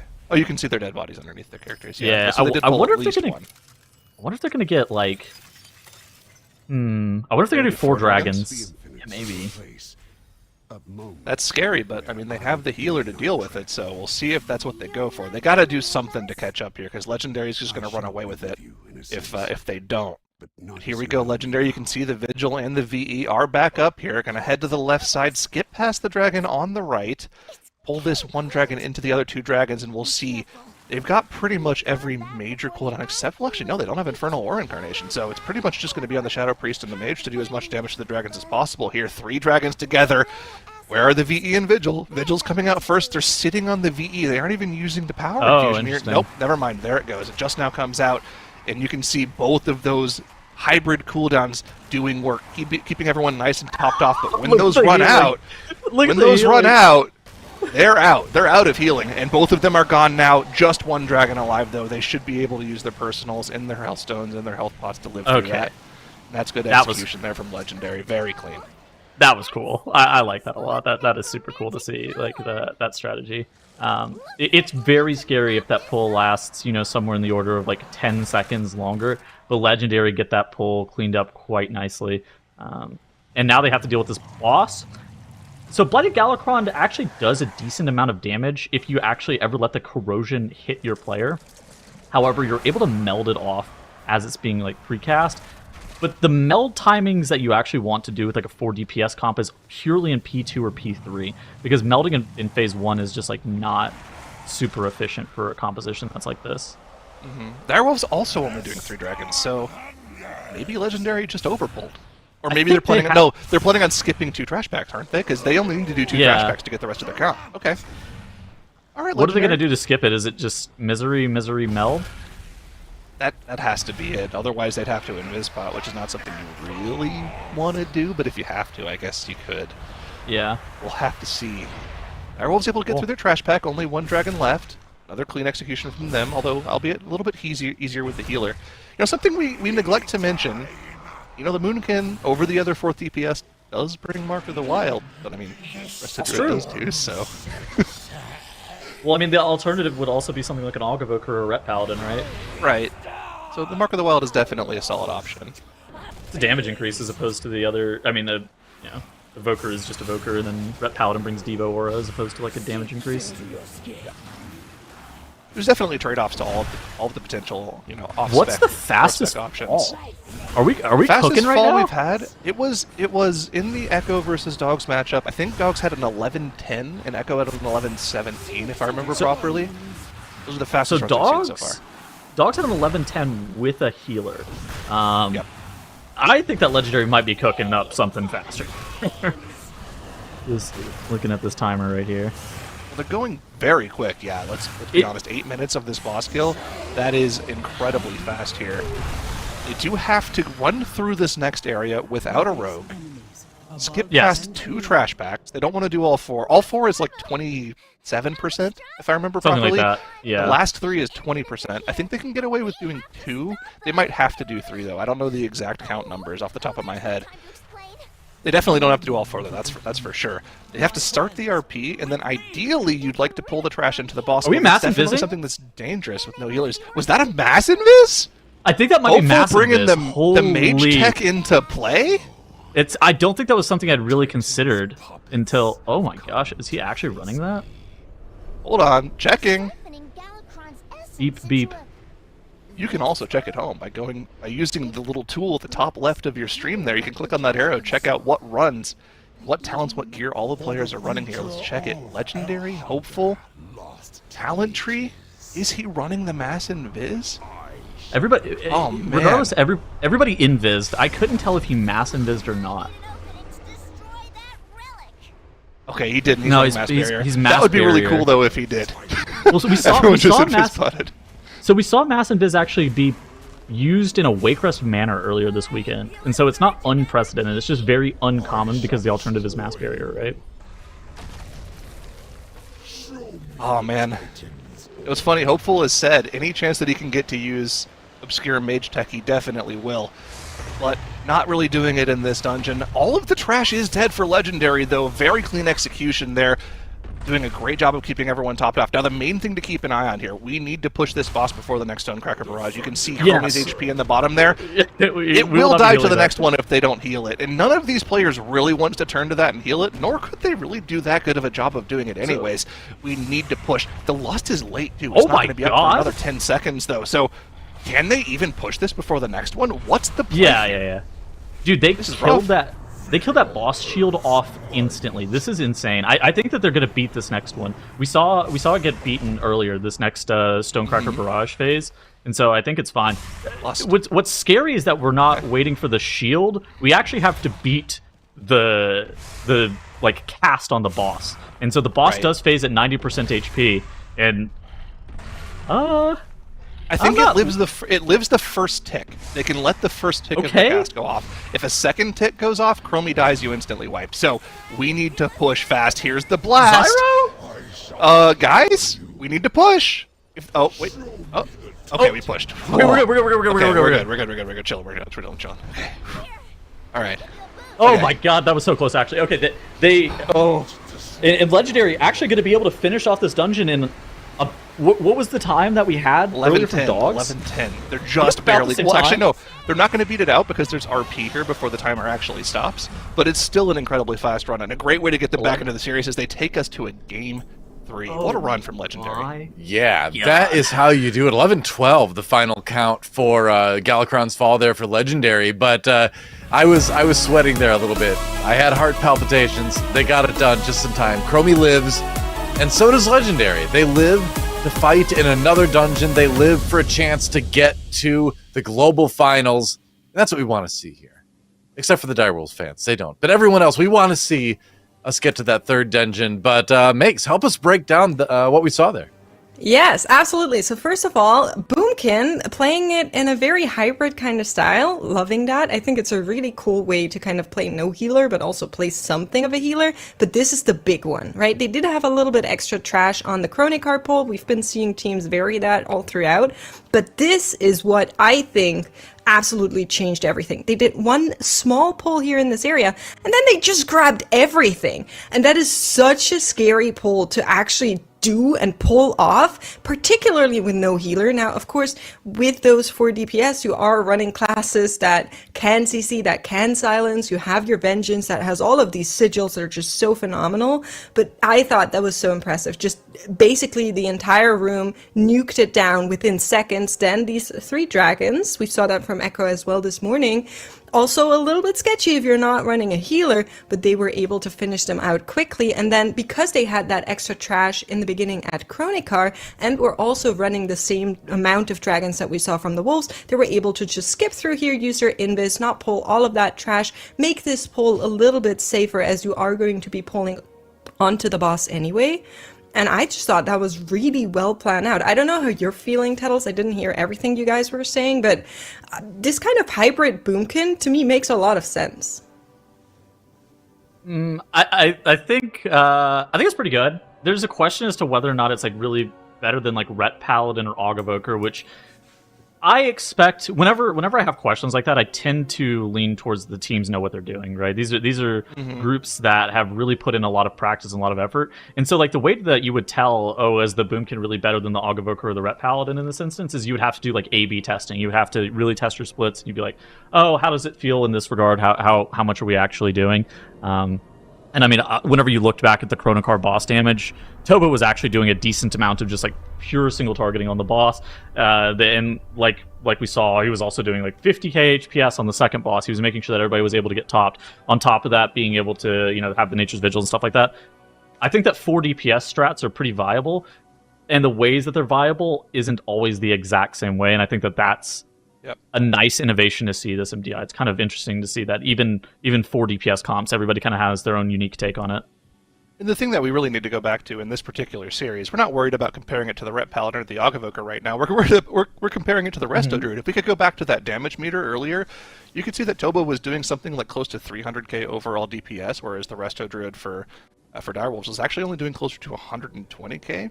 And not having a healer really wasn't impacting the rest of the group's DPS. Everyone was doing pretty much the same amount of DPS across the board. Being able to add that extra 150k DPS, and just everyone staying alive anyways, is just way too valuable for them not to take, even over just a Resto Druid. There are a couple of things, though, that like bringing a healer gives you an advantage over rather than the 4 DPS. First and foremost, embellishments. You're able to actually wear that blue silken lining a lot more conventionally, because that's just embellishment that Warlock and Mage and Shadow Priest want to play. They want to play Mastery above 90% HP. Whenever you have a healer, it makes sense to wear it. However, whenever you're playing 4 DPS, it doesn't really make much sense because you're not going to be topped all too often. So that's like kind of a big distinction that you have to make. But the other thing is like, does the healer enable us to merge pulls together? Like, are we going to be able to save a pull? Because if you have to do the dungeon the exact same amount of pulls with the healer or without, you're obviously always going to drop the healer. But if the healer allows you to actually 4 pull a dungeon as opposed to 5 pull a dungeon, that's like a huge thing.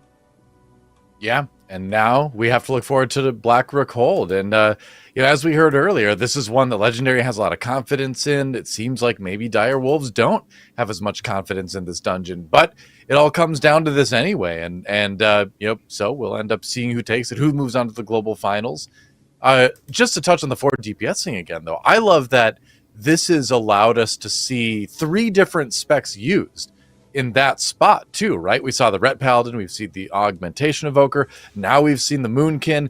Like, it's neat that this style of just running 4 DPS branches out into these other questions and these other opportunities of what spec do you bring. Very cool. All I want to say is, Tettles, make sure you don't make a video about how strong VE and Nature's Vigils are, because we don't really want those to be nerfed. Oh, they've been nerfed twice this expansion. Both of them have been nerfed twice this expansion. They used to be twice as strong. We did see Feral in the time trials and no healer keys. I personally thought it was going to be Feral. I don't know how you felt when you saw that kind of orange DPS bar pop up. I was surprised that it was actually the Moonkin instead. So there's still a chance that we might see that also, but I don't know if Black Rook Hold is going to be the place for that. We've seen a couple teams in there already. We also saw Legendary in there having a little bit of, some hiccups towards that end there. I think we all remember that disconnect at the end there for Lepan. It was going good before that, but we haven't seen the Wolves in the Black Rook Hold just yet, so... Yeah, I mean, you described it as a hiccup, but I really they were going to win that map prior to Lepan full DCing on the last boss. Like, that was going to happen. Their Black Rook looked impeccable, and if I was a fan of Direwolves, I would be very, very concerned here.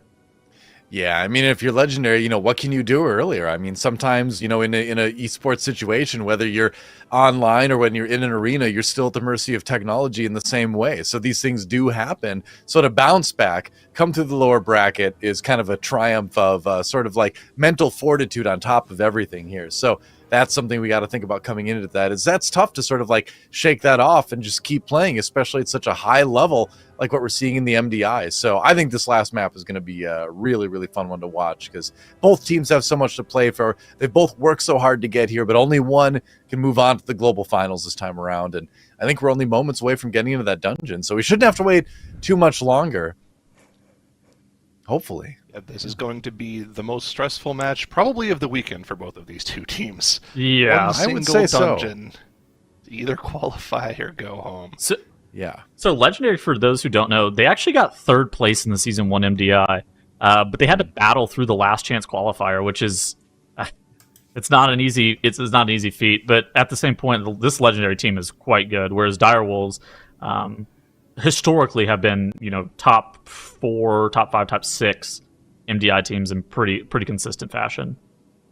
Yeah, and I mean, the last time in the MDI, if I remember correctly, Legendary was also having disconnectivity issues. I don't know if you guys remember that, but Is that right? this is like might it's be a trend right. I don't with remember, but them, you might and be right. somehow they still made it through the last time. So if you're a Legendary fan, just hope they can do that again and the network stays stable. But of course, the Wolves, I always feel like we're a team that gave us a lot of things that we didn't expect, and I think you said it, Tettles, earlier, that this MDI feels to be a lot about that, like finding these angles, finding routes and options that maybe other people hadn't considered yet. So I feel like the Black Recall would be a good place to maybe see that. We'll see. I think a lot of it is like first weekend kind of things where there aren't really refined strats, there aren't really refined comps a lot of the times for these MDI teams, and so they kind of have to assume that their practice is going to be good, and kind of just go on with that. And then sometimes it's just not, and sometimes you have the third or fourth best of a dungeon, the third or the fourth best of a couple of dungeons, and then you have the first or second best of a couple of different dungeons. You know, I feel too, you've got this interesting sort of dynamic where most of the dungeons that we have in this season of MDI are dungeons that all these players have played many, many, many times before in previous expansions. So you can come into it with sort of some assumptions about what might work, adapted obvious to where all the specs are right now in the game. But, you know, you're also sort of experimenting based on like what you knew from the previous times you were running all these dungeons. So I feel like that allows for a lot of variation too, because there's kind of like more testing that maybe comes into it. It's very interesting. Yeah. So we're hearing now that the teams are getting ready, a little bit of swapping going on. Everyone's getting their specs all perfected for this dungeon, and you better make it perfect. It's an important one. Yeah.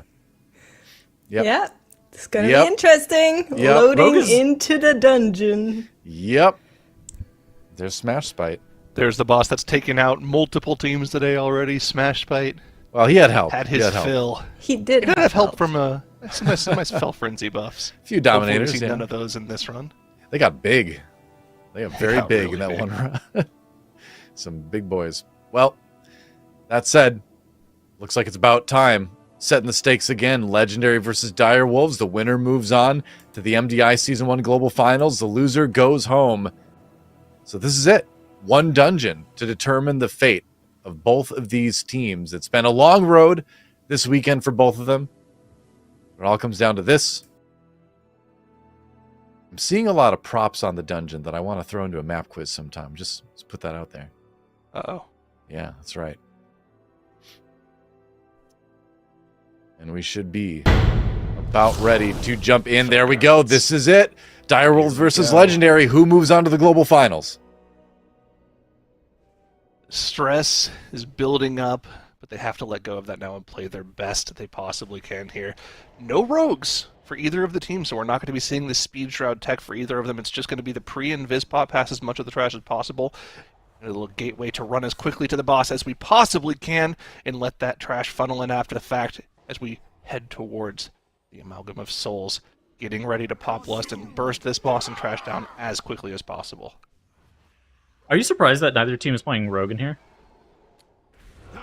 Yes and no. I think it's a solid option. I mean, I think this is one of the dungeons where there's a lot of leeway in your comp. I think the Rogue definitely could take a spot over any of the other DPS, but this DPS is just so efficient in terms of how it buffs itself that if you don't really need the movement speed, you can get away with not playing. I think until we see a matchup of the top end teams playing different comps, it's going to be hard to tell. That being said, it's very neck and neck here. Direwolves pulling a little bit ahead on the boss damage here, but we both know from how this first boss has sort of sorted out itself before, it really comes down to how well you're able to deal with the trash after the fact and the efficiency. Oh, 40 of goes that. down. Oh, a death from Direwolves already. And he is their real battle res. I guess they also have the Druid as well. But it's going to take a long... But 2 deaths from Legendary on the Soul Blast from these Ghostly Counselors. They can only get one of them alive. Tobo also going down is a terrible thing for them because now they don't have any way of dealing with them, and Splat cannot do 15% of the boss's HP. But Direwolves is also wiping! Zyro! Both This is a teams full going wipe for down! Legendary, and Direwolves It's a full wipe for both! What? What? And they both used their battle reses. Okay, so hear me out. What if we had a gentleman's reset and we just run it back? we just, Can they do that? Admins? I think the answer is no. Is that but allowed? I think we make the rules. But we will not be doing that. I was kidding. It was a joke. It was a joke for anybody who's listening. Please. All right. So now we're no longer is the trash going into the boss. We're doing one pack at a time. Oh no. Okay. Now, we've seen this before. We saw this on our first Black Gold matchup of the weekend. Once you've committed your Lust, once you've committed your Battle Res, you really have to make sure that you can actually deal with the trash on its own. There's no way you can do it with the boss as is, because you'll just start dying to the trash buffing itself, right? That sacrifice soul, if it goes off and the mob doesn't die, they will actually just one-shot people with their soul blast after the fact. That's what we saw happen to both teams. So it's really hard to focus those down when they're in all of that AoE. And the problem, what happened. The problem also is like Sanguine, right? Like, here's the thing: that first pull is so dangerous for a multitude of reasons. First and foremost, you want to only be hitting the boss. You actually don't really care to hit the trash, which is why they'll leave it like miseried off to the side or something like that. Secondly, if the trash does die, it cannot die underneath the boss. If it dies underneath the boss, you're healing the boss, which is like a huge deal. And so that's why you see them basically not hitting the trash. And oh my gosh, I'm just gonna keep talking. So that's why you kind of keep seeing the teams pulling the trash off to the side and making sure that it doesn't go down. But the downside of doing this is that you have the Counselor's Bolts basically free casting outside of having Silent Sigils. And then on top of that, you're having the Retainers put that bleed onto players over and over again. And so how 40 went down for Direwolves is he had 3 stacks of the bleed, and then he got Counselor Bolted and just died. Same thing happened in Legendary, where Splat had 3 stacks of the bleed, he got Counselor Bolted, and then he just dies. And Direwolves having more deaths. We're wiping again. They tried pushing it and pulling trash into the boss once again without their cooldowns up, and this is, an errant soul blast onto Thick, takes him out, and then once your healer's dead, it's just going to cascade from there. Direwolves need to get it together, and they need to get it together quick, because Legendary look like they're going to be running away with it. Of course, we're at the start of the dungeon. There's so many parts of the dungeon that are difficult left in this Sanguine Key.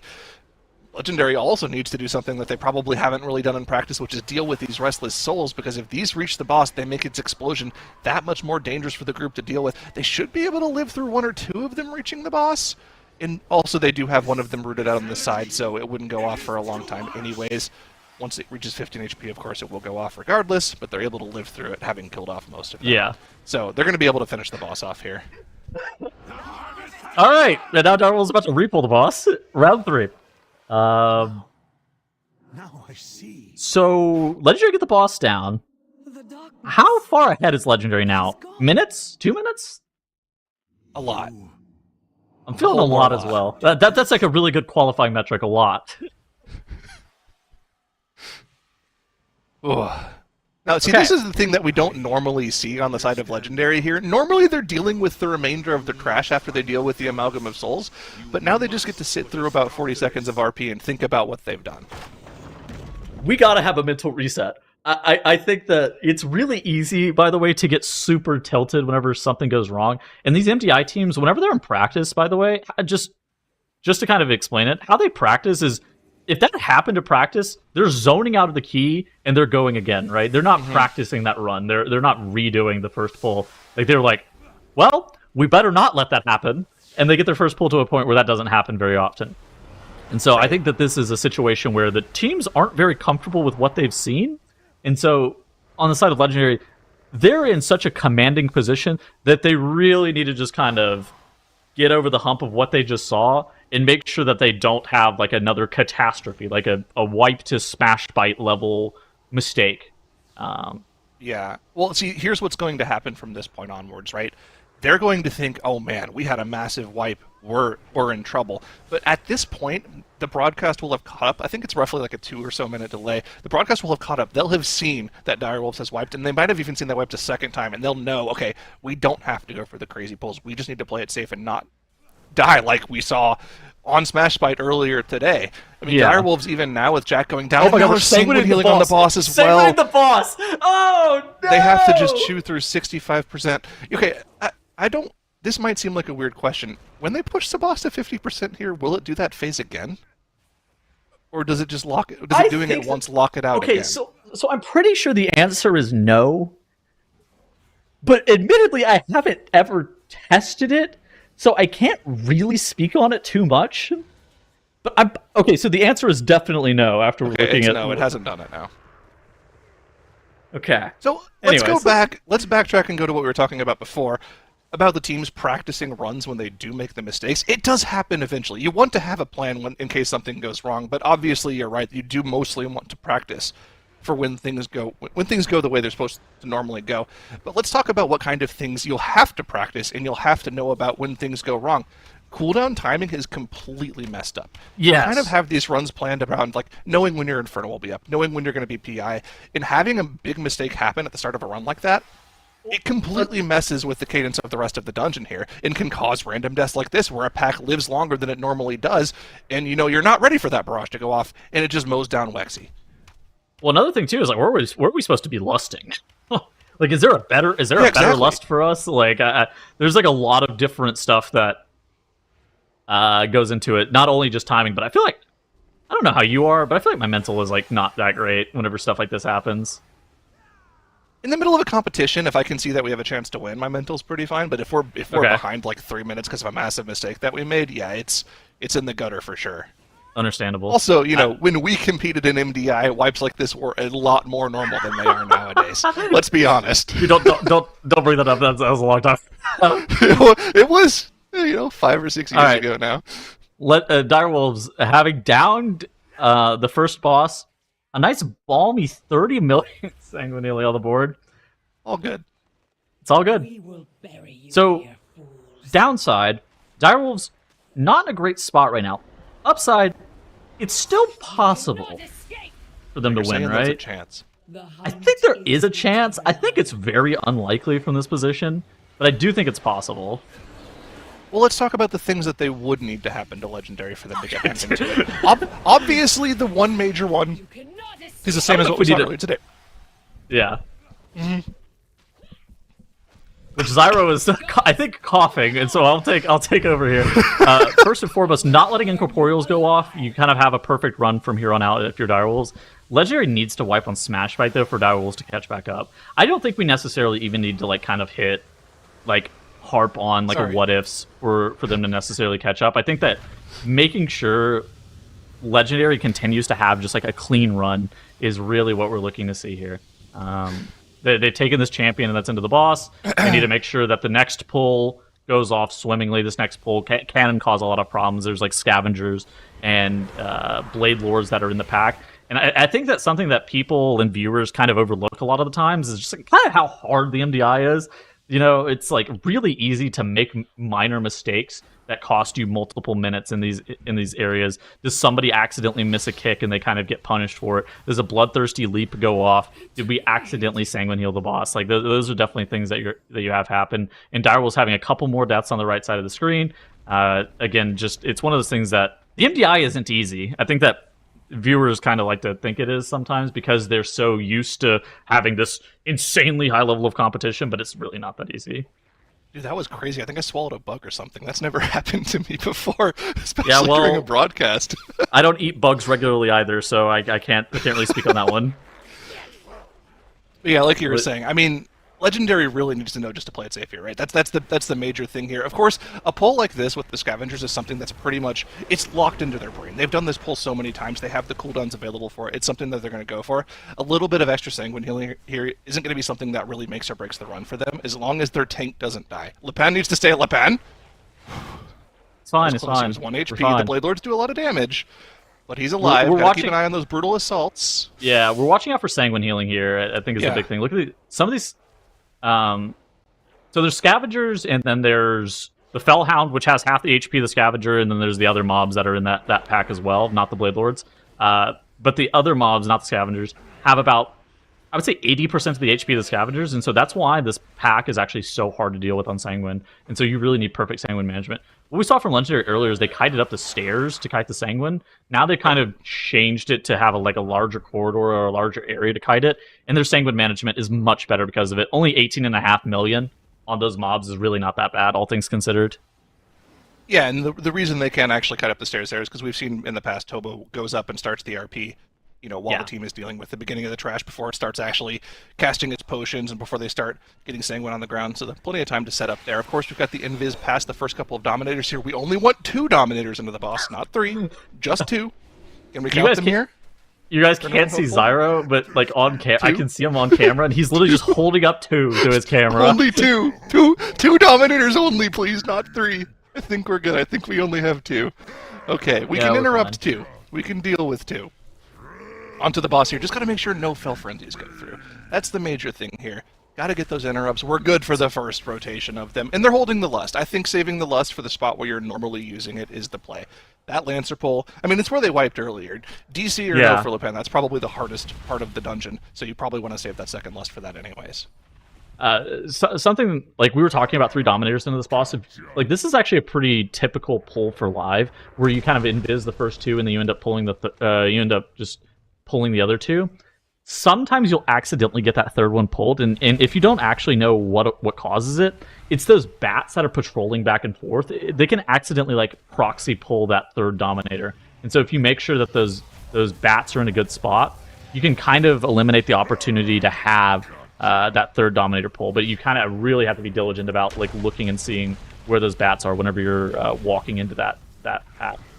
Yeah, exactly. All right, well, clean pull coming out of Legendary.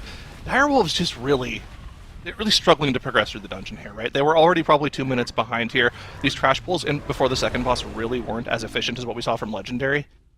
It's really unfortunate to see them go down this way, because they had a very good shot of taking the series in that Dawn, but it just doesn't look like it's meant to be for them. Legendary really just have one more pull, probably the most difficult pull in the dungeon, outside of that first boss pull, but if we can get through this, Legendary will be through and qualified. Just have to execute one final pull. Up the stairs we go. The Bloodlust is available, hopeful, making sure to dodge the Lancer, using that alter time just to give himself an extra blink charge as well. And we're into the boss room. All the trash stacked up except for a couple stray Lancers jumping around, and we're all stacked up and CC'd.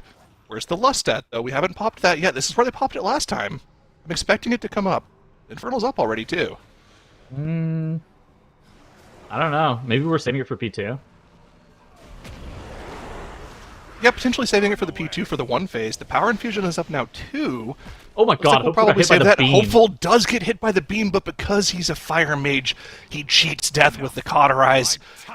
I didn't know that you could actually cheat death that. I thought it would just one-shot through them, but you learn something Personally- new every day, I guess. Personally, I've only ever died to that. Oh my god! Hopeful, please. Got hit by a Oh, glaive, too! Oh. Okay, we need to not sanguine the boss. We're actually a great sigil of chains. Lepan hit an insane sigil of chains there to really make sure Dentalian Axe is not getting healed up. But we have a couple more of these swordsmen and lancers dying here in a couple Okay, seconds, the and boss is now healing. Dentalian Axe is stuck in sanguine. Oh, the Shadow Bolt goes off. Lepan dropping very low, still has 3 stacks of that bleed on him. Need to keep him topped. That was very scary. But Tobo doing a good job of making sure everyone is nice and safe here. We have the Stinging Swarm out. Let's focus that down so Wexty doesn't go down. Although it wouldn't be the worst case because we still do have a battle res. But I think we are finally home through. We're through the dangerous part. The Bloodlust is still available. Although So what do we? it's only lusting the combustion, I guess. But you know what? I guess that doesn't matter. They should be able to one-phase it with the Lust here.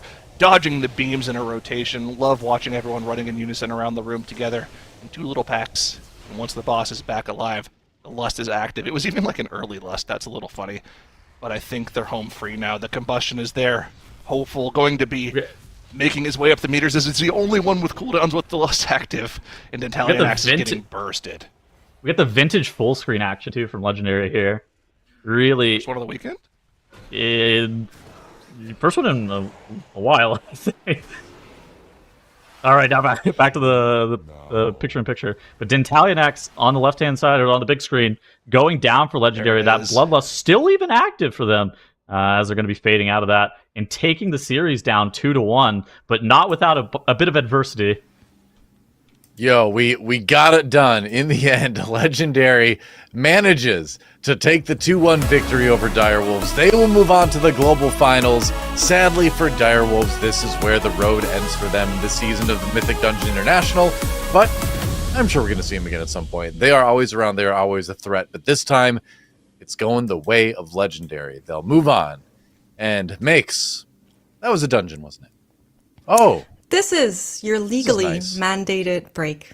Please take a moment this? to unwind and relax as we are going to take a couple of deep breaths together. Inhale, exhale. Okay, we're feeling better after all of this, yeah? Do you think we can head into Yeah. the replay? Because I feel like we all just needed a moment after that dungeon for realsies. I did But need yeah. this. Thank you. Yeah, you know, I is try nice. my best. I'm not sure why Smash Spite is still on the screen, but sometimes we just cannot escape Oh the my terror gosh. that is Black Rockhold. Both teams at the very start having trouble, and that trouble turned into tragedy and trauma real quick for the Wolves as we were going through this one. Not being able to come back to this, we did have a little bit of a soft reset. It looked like both teams were just going to go slow, but then Direwolves went even slower, so Legendary was able to pull ahead. They did the kind of pulls that we would see later on from other teams as well, with Ilizana and having that extra trash on there. This time around, also no crazy fell buffed Smash Spites for Legendary either, so really well done in the back end of that dungeon. It was nice and easy. And then the Lancers also thankfully working out, so I personally am just happy that this dungeon took an end eventually, but we'll definitely remember this one, I feel like. I don't know how you guys are feeling. Yeah, this one was memorable. I think it's one of those things that it just happens sometimes, right? Like I think that we're used to watching Yeah. like super high quality matches all the time, and so you kind of get jaded over like how many points of failure there really are in a key, Yes. and then like. If something goes wrong, it can go wrong in a hurry, and then like if you full team wipe, you have to recover, and that sometimes requires you to 3-pull a pull that you were previously doing in 1.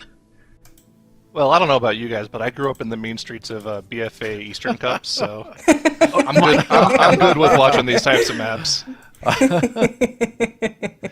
You relive the glory days. I of the Tall really Bazaar. want to shout out the Wolves, honestly. Just to keep going after that much kind of going wrong for you is a lot of mental resilience that is required. But we do have Legendary moving on and also qualifying for our top 4, if I'm not mistaken, right? So that's Yeah, pretty that's right. dope. Yeah. Yep. Just to reiterate, the top 4 of each group go to the global finals because we've got the 2 groups this time around, and that means that indeed Legendary has moved on to join both Dogs and Last Hope in the global finals. One question remains, though: Echo versus Date Night. Who is going to be the team out of those 2 move on to the global finals? You may say Echo. You may just default to that. But if today has been any indication, expect the unexpected. But before we get there, we've got another boss to deduce. Another set of lines of markers of where the players ran around, the dungeon movement maps, to try to figure out what dungeon boss this is. And I think this is part of the unwind process after the last match. It's part of the relaxation process. Let's have a lighter moment here. I So let's check it out. Which of these 4 bosses is Ancient Protectors Morchi, Chronolord Deus, or Archdruid Gladalus? Wait, was that a late gateway from the Druid? Is that why they were so far away? I think that might have been a If while. so, I'm it's Ancient going to Protectors. say Ancient Protectors 100%. Okay.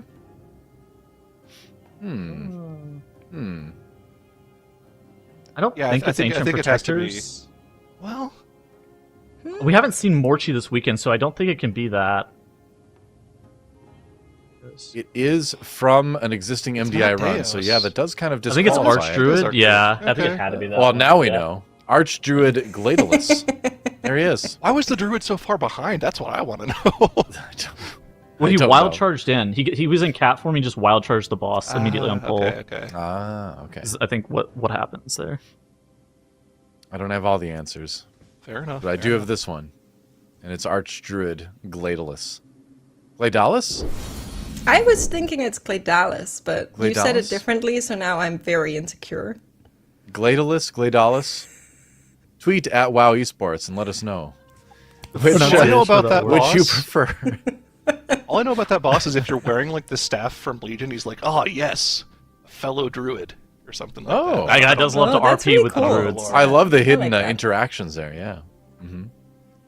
I love that when you still transmog Xalatoth, that axe from way back when, it'll still whisper like evil things to you. That's fun. As a warrior Seen a player, lot more I of end up her doing next that. expansion. Yeah, Ooh. I think so too. Ooh. Yeah, that'll be fun. Well, you know what else is gonna be fun? Echo versus Date Night. It's what, like around 6 p.m. Eastern time? That's close enough to get Date Night started. That's right. So that's what we're going to do after a short break. So do not go anywhere. The Mythic Dungeon International returns with the final match of the day in just a few minutes. So stick around.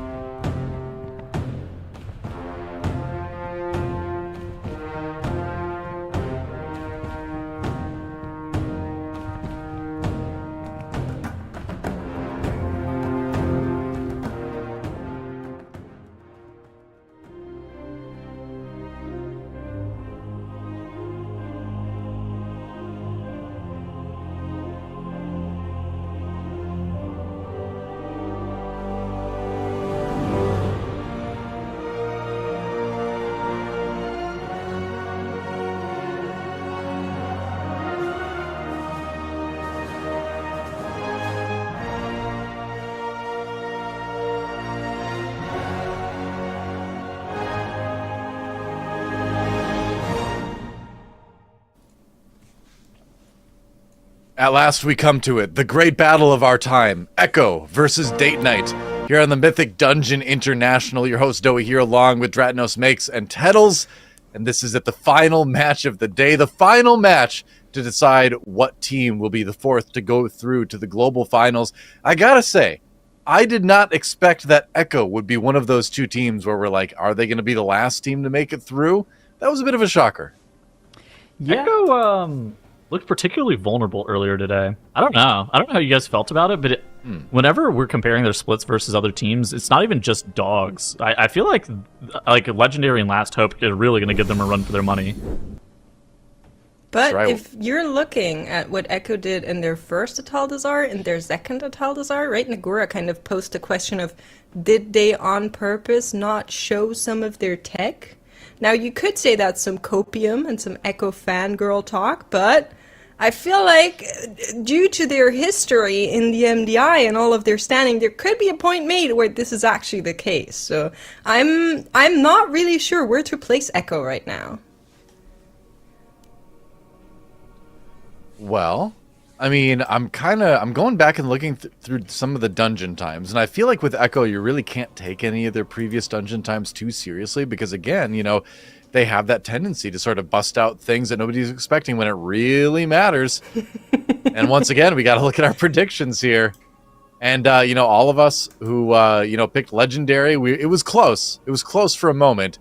All of us that picked Direwolves, well, it was close. It was close for a moment.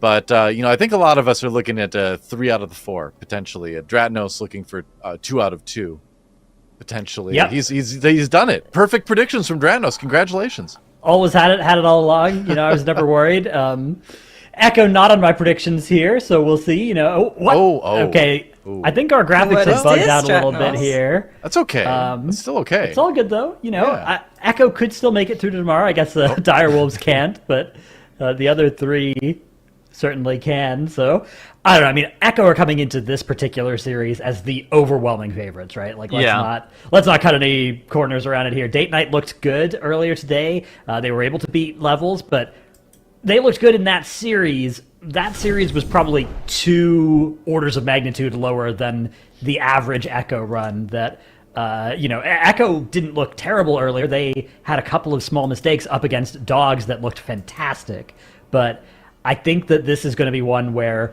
pretty quickly into each of these maps, we're going to see Echo take a commanding lead, and it's going to be a question of will they wipe 1 or 2 times, and if they do that, then maybe Date Night will be able to overtake. So here's the thing with Date Night, like sometimes with like lower seeded teams, you don't know exactly how much they've practiced or kind of what to expect. The Date Night that we've seen is actually pretty clean in regards to like deaths. They have pretty infrequent deaths. They don't really make like massive blunders. I think just like their overall strats have on average just been a bit slower than some of the other teams, which like you were saying, that kind of puts them in a position where if Echo does make like a massive mistake, say they have a wipe to something, it could put them in a spot where Date Night's able to capitalize and win. Just looking at their dungeon timers, though, I don't know if this Ataldazar would help them in that case. The time that Echo has locked in is 9 minutes and 29 seconds. It was the fastest Ataldazar we've seen so far, and Date Night lost their Ataldazar earlier on with 11:46, but here they go. Yeah, Echo are opting to stay on the plan that they used earlier today rather than the one they used yesterday.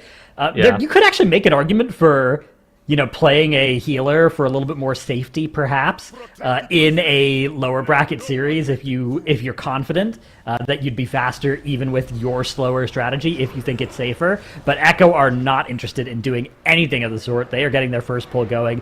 They are not hitting their bloodlust because they know, look, if we do this dungeon in less than 10 minutes, we only get to press that button once. Whereas Exactly. Date Night are pressing it right at the start of this dungeon, expecting to go over that 10-minute marker. So Date Night's win condition here is clear. It is disasters on Echo's side that they are hoping to manifest into this dungeon.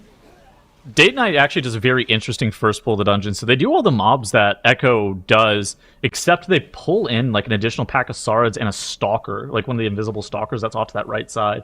And so it gives them a slightly larger first pull.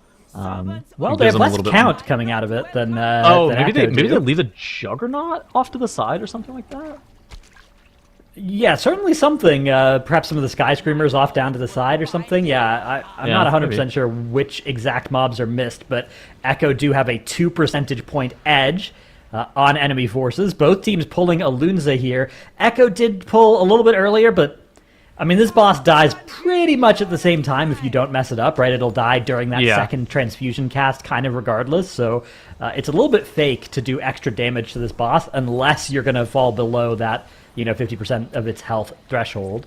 So like on live keys, boss damage on this boss is largely irrelevant. But in like MDI level keys, they're wanting to push about 50% of the boss's HP. So Yeah. it's a little bit more like real damage that you're gonna have to do to the boss in comparison to live, but it's still half the priority of the trash. I feel like if you just like hard AoE the trash, you should be better off. Does Spirit of Gold just pick up that blood? While feared, it ran over a blood puddle. Now, I think they're going to be okay because they were in combat with the Priestess still, which Priestesses do spawn extra blood puddles when you Yeah. are fighting them. So, fortunately for Echo, that's not going to hurt them. They are going to kill off the final percentage point of Alunza right after that transfusion finishes. Now, Date Knight, on the other hand, just like you were saying, actually are still going to have to do 12% here of the boss's health by themselves. So, they are losing quite a bit of time now on this encounter. Are they gonna be even count with an additional pack pulled? I think they're going to be just about the same. Yeah, it's gonna equalize here. Echo are going to hit their lust pull now. This is the middle pack, the famed middle pack that actually Ataldazar was modified. The count in this dungeon was adjusted near the start of the season. And it Yeah. was increased how much count you needed to actually finish this dungeon. Ever since that change has been made, that middle pack has been such an appealing way to get that extra count if you are comfortable surviving it, which kind of stops being true as the key level gets really high, but in the Yeah. MDI, that is something that we will see teams very much interested in doing because it's just such an efficient way to get that count if you can survive it. A lot of that comes down to Monzumi's Wild Thrash and the Dynamancer's Deadeye Aim. And so, like, those two abilities at, like, super high levels can one-shot you. But at, like, this MDI level, it's not, like, too bad. However, whenever you're playing a composition like Echo's, it's pretty scary, right? Like, you're not going to have the healer to be able to top you up. If you get selected for a couple of Deadeye Aims, if you get leapt on by any Saurids and then combine that with a Deadeye Aim that you didn't meld, you can die.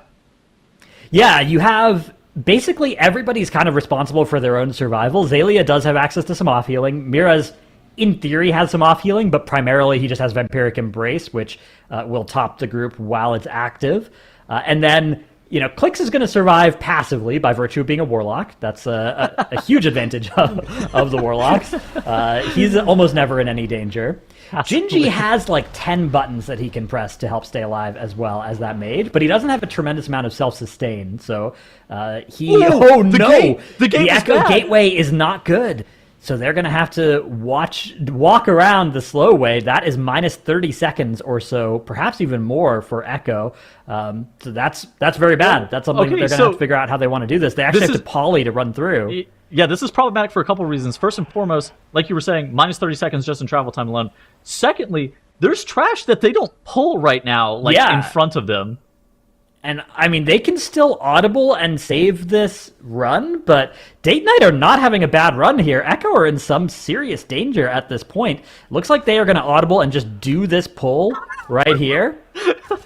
Okay. You can see Miraz hit Meld, having been the only person with aggro on the one that they polymorphed. So there is still one Skyscreamer hanging out down there that they are now not in combat with. There is what I would describe as a count chasm occurring right now, though, between Echo and Date Knight. Date Knight has to do a lot more trash coming out of this Razan area compared to what. Here comes the gateway for them. Mission successful for Date Knight. It looks like they are able to actually execute that gateway. One errant Saurid is somehow reset back to the start of its spawn point there that was supposed to come down with them to Razan, but it's okay. And they are going to be setting up a mid pull all the way forward. Is this into the casters? Yes, it is. Date Knight are going big. Oh, Frizzy Charge. No. Knight is going to go down for them. That is the first death for either team of this dungeon. Okay, this is really, really bad for a couple of reasons. First and foremost, kicks. Knight probably had a kick assigned on one of these Skyscreamers, or he's going to be like rotationally kicking these Witch Doctors. Additionally, Dragon's Breath is really good versus the shields that these shield bearers put up. That Bulwark of Juju. DB is incredibly, incredibly good. So Knight dying there is a pretty massive time loss. Yeah, he also had that. I mean, that combustion cooldown being lost as well is a SKB, tragedy. yes. And Date Knight are actually going to end up fully wiping here. So the Yep. ball is back over in Echo's court after that gateway catastrophe. And they also had a little bit of a shadow meld catastrophe as well. The Screamer that they tried to meld off after polymorphing, they didn't actually successfully drop combat with, so it did have to come and get killed later. But all of that doesn't matter. They're at 100% enemy forces count. They're good. They're happy. They're going to just kill off these totems.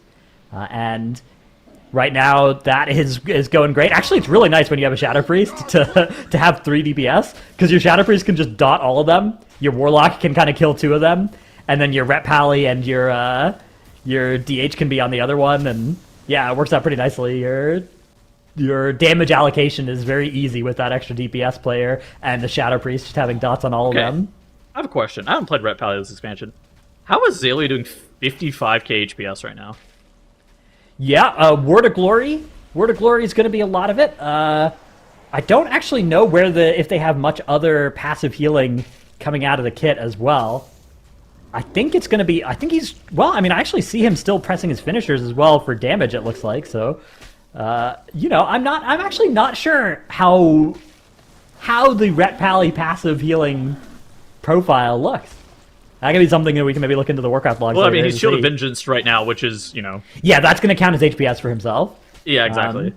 He does have Lay on Hands as well if he needs it. That'll be a big It just spike came up.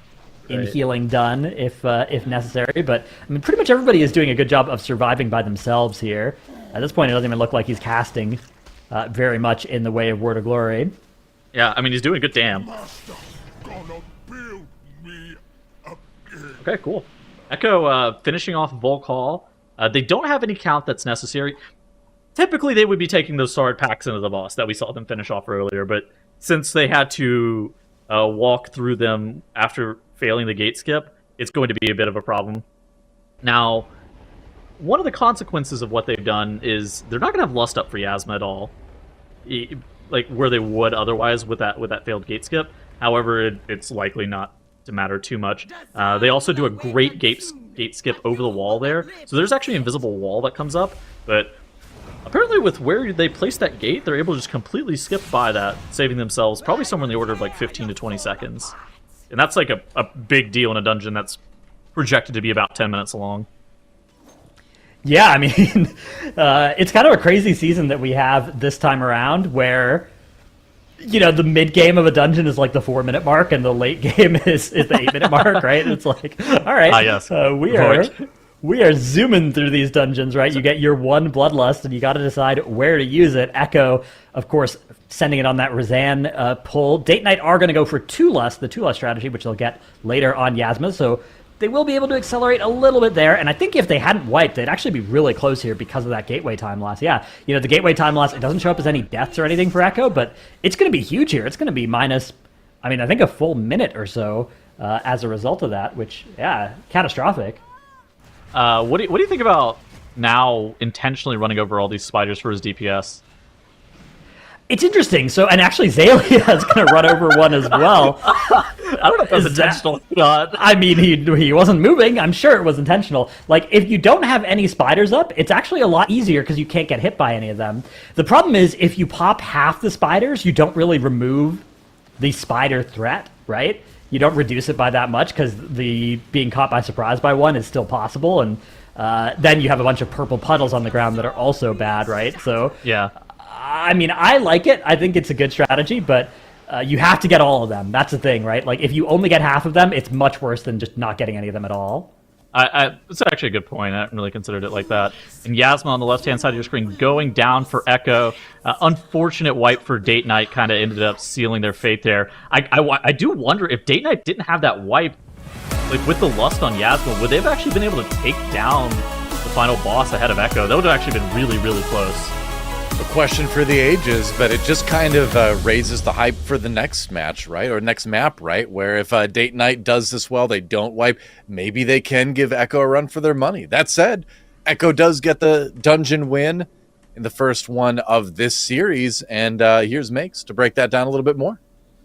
Yeah, I mean, we're basically seeing the same thing Echo did at the beginning of the day. They're doing one big pull where other teams are using their Bloodlust. They're deciding to not use it, saying, if everything goes right, we only have one Bloodlust, so we're not going to commit it at the start. We're going to bank on having that later. Now, it worked out for them this morning. It didn't work out for them this time around. It was a little bit over that 10-minute timer. We'll talk about it when we get there. On the other side, we did see that Bloodlust commit right out of the gate for Date Night. Doing similar pulls, though, there was a little bit of extra count on the side of Echo that put them ahead, but unfortunately, due to the gateway that came later, they then had to do some extra count that wasn't really calculated in the way that they had originally planned out this route. So this is just the very first boss pull, everything going right for Echo, no issues here whatsoever, look pretty much the same on the other side. And yeah, as soon as the replay is ready to move on, I'm also ready to move on. just We love watching I guess this we fight, clipped though. the entire fight. Yeah, let's go. Transfusion. Here we go. Here we go.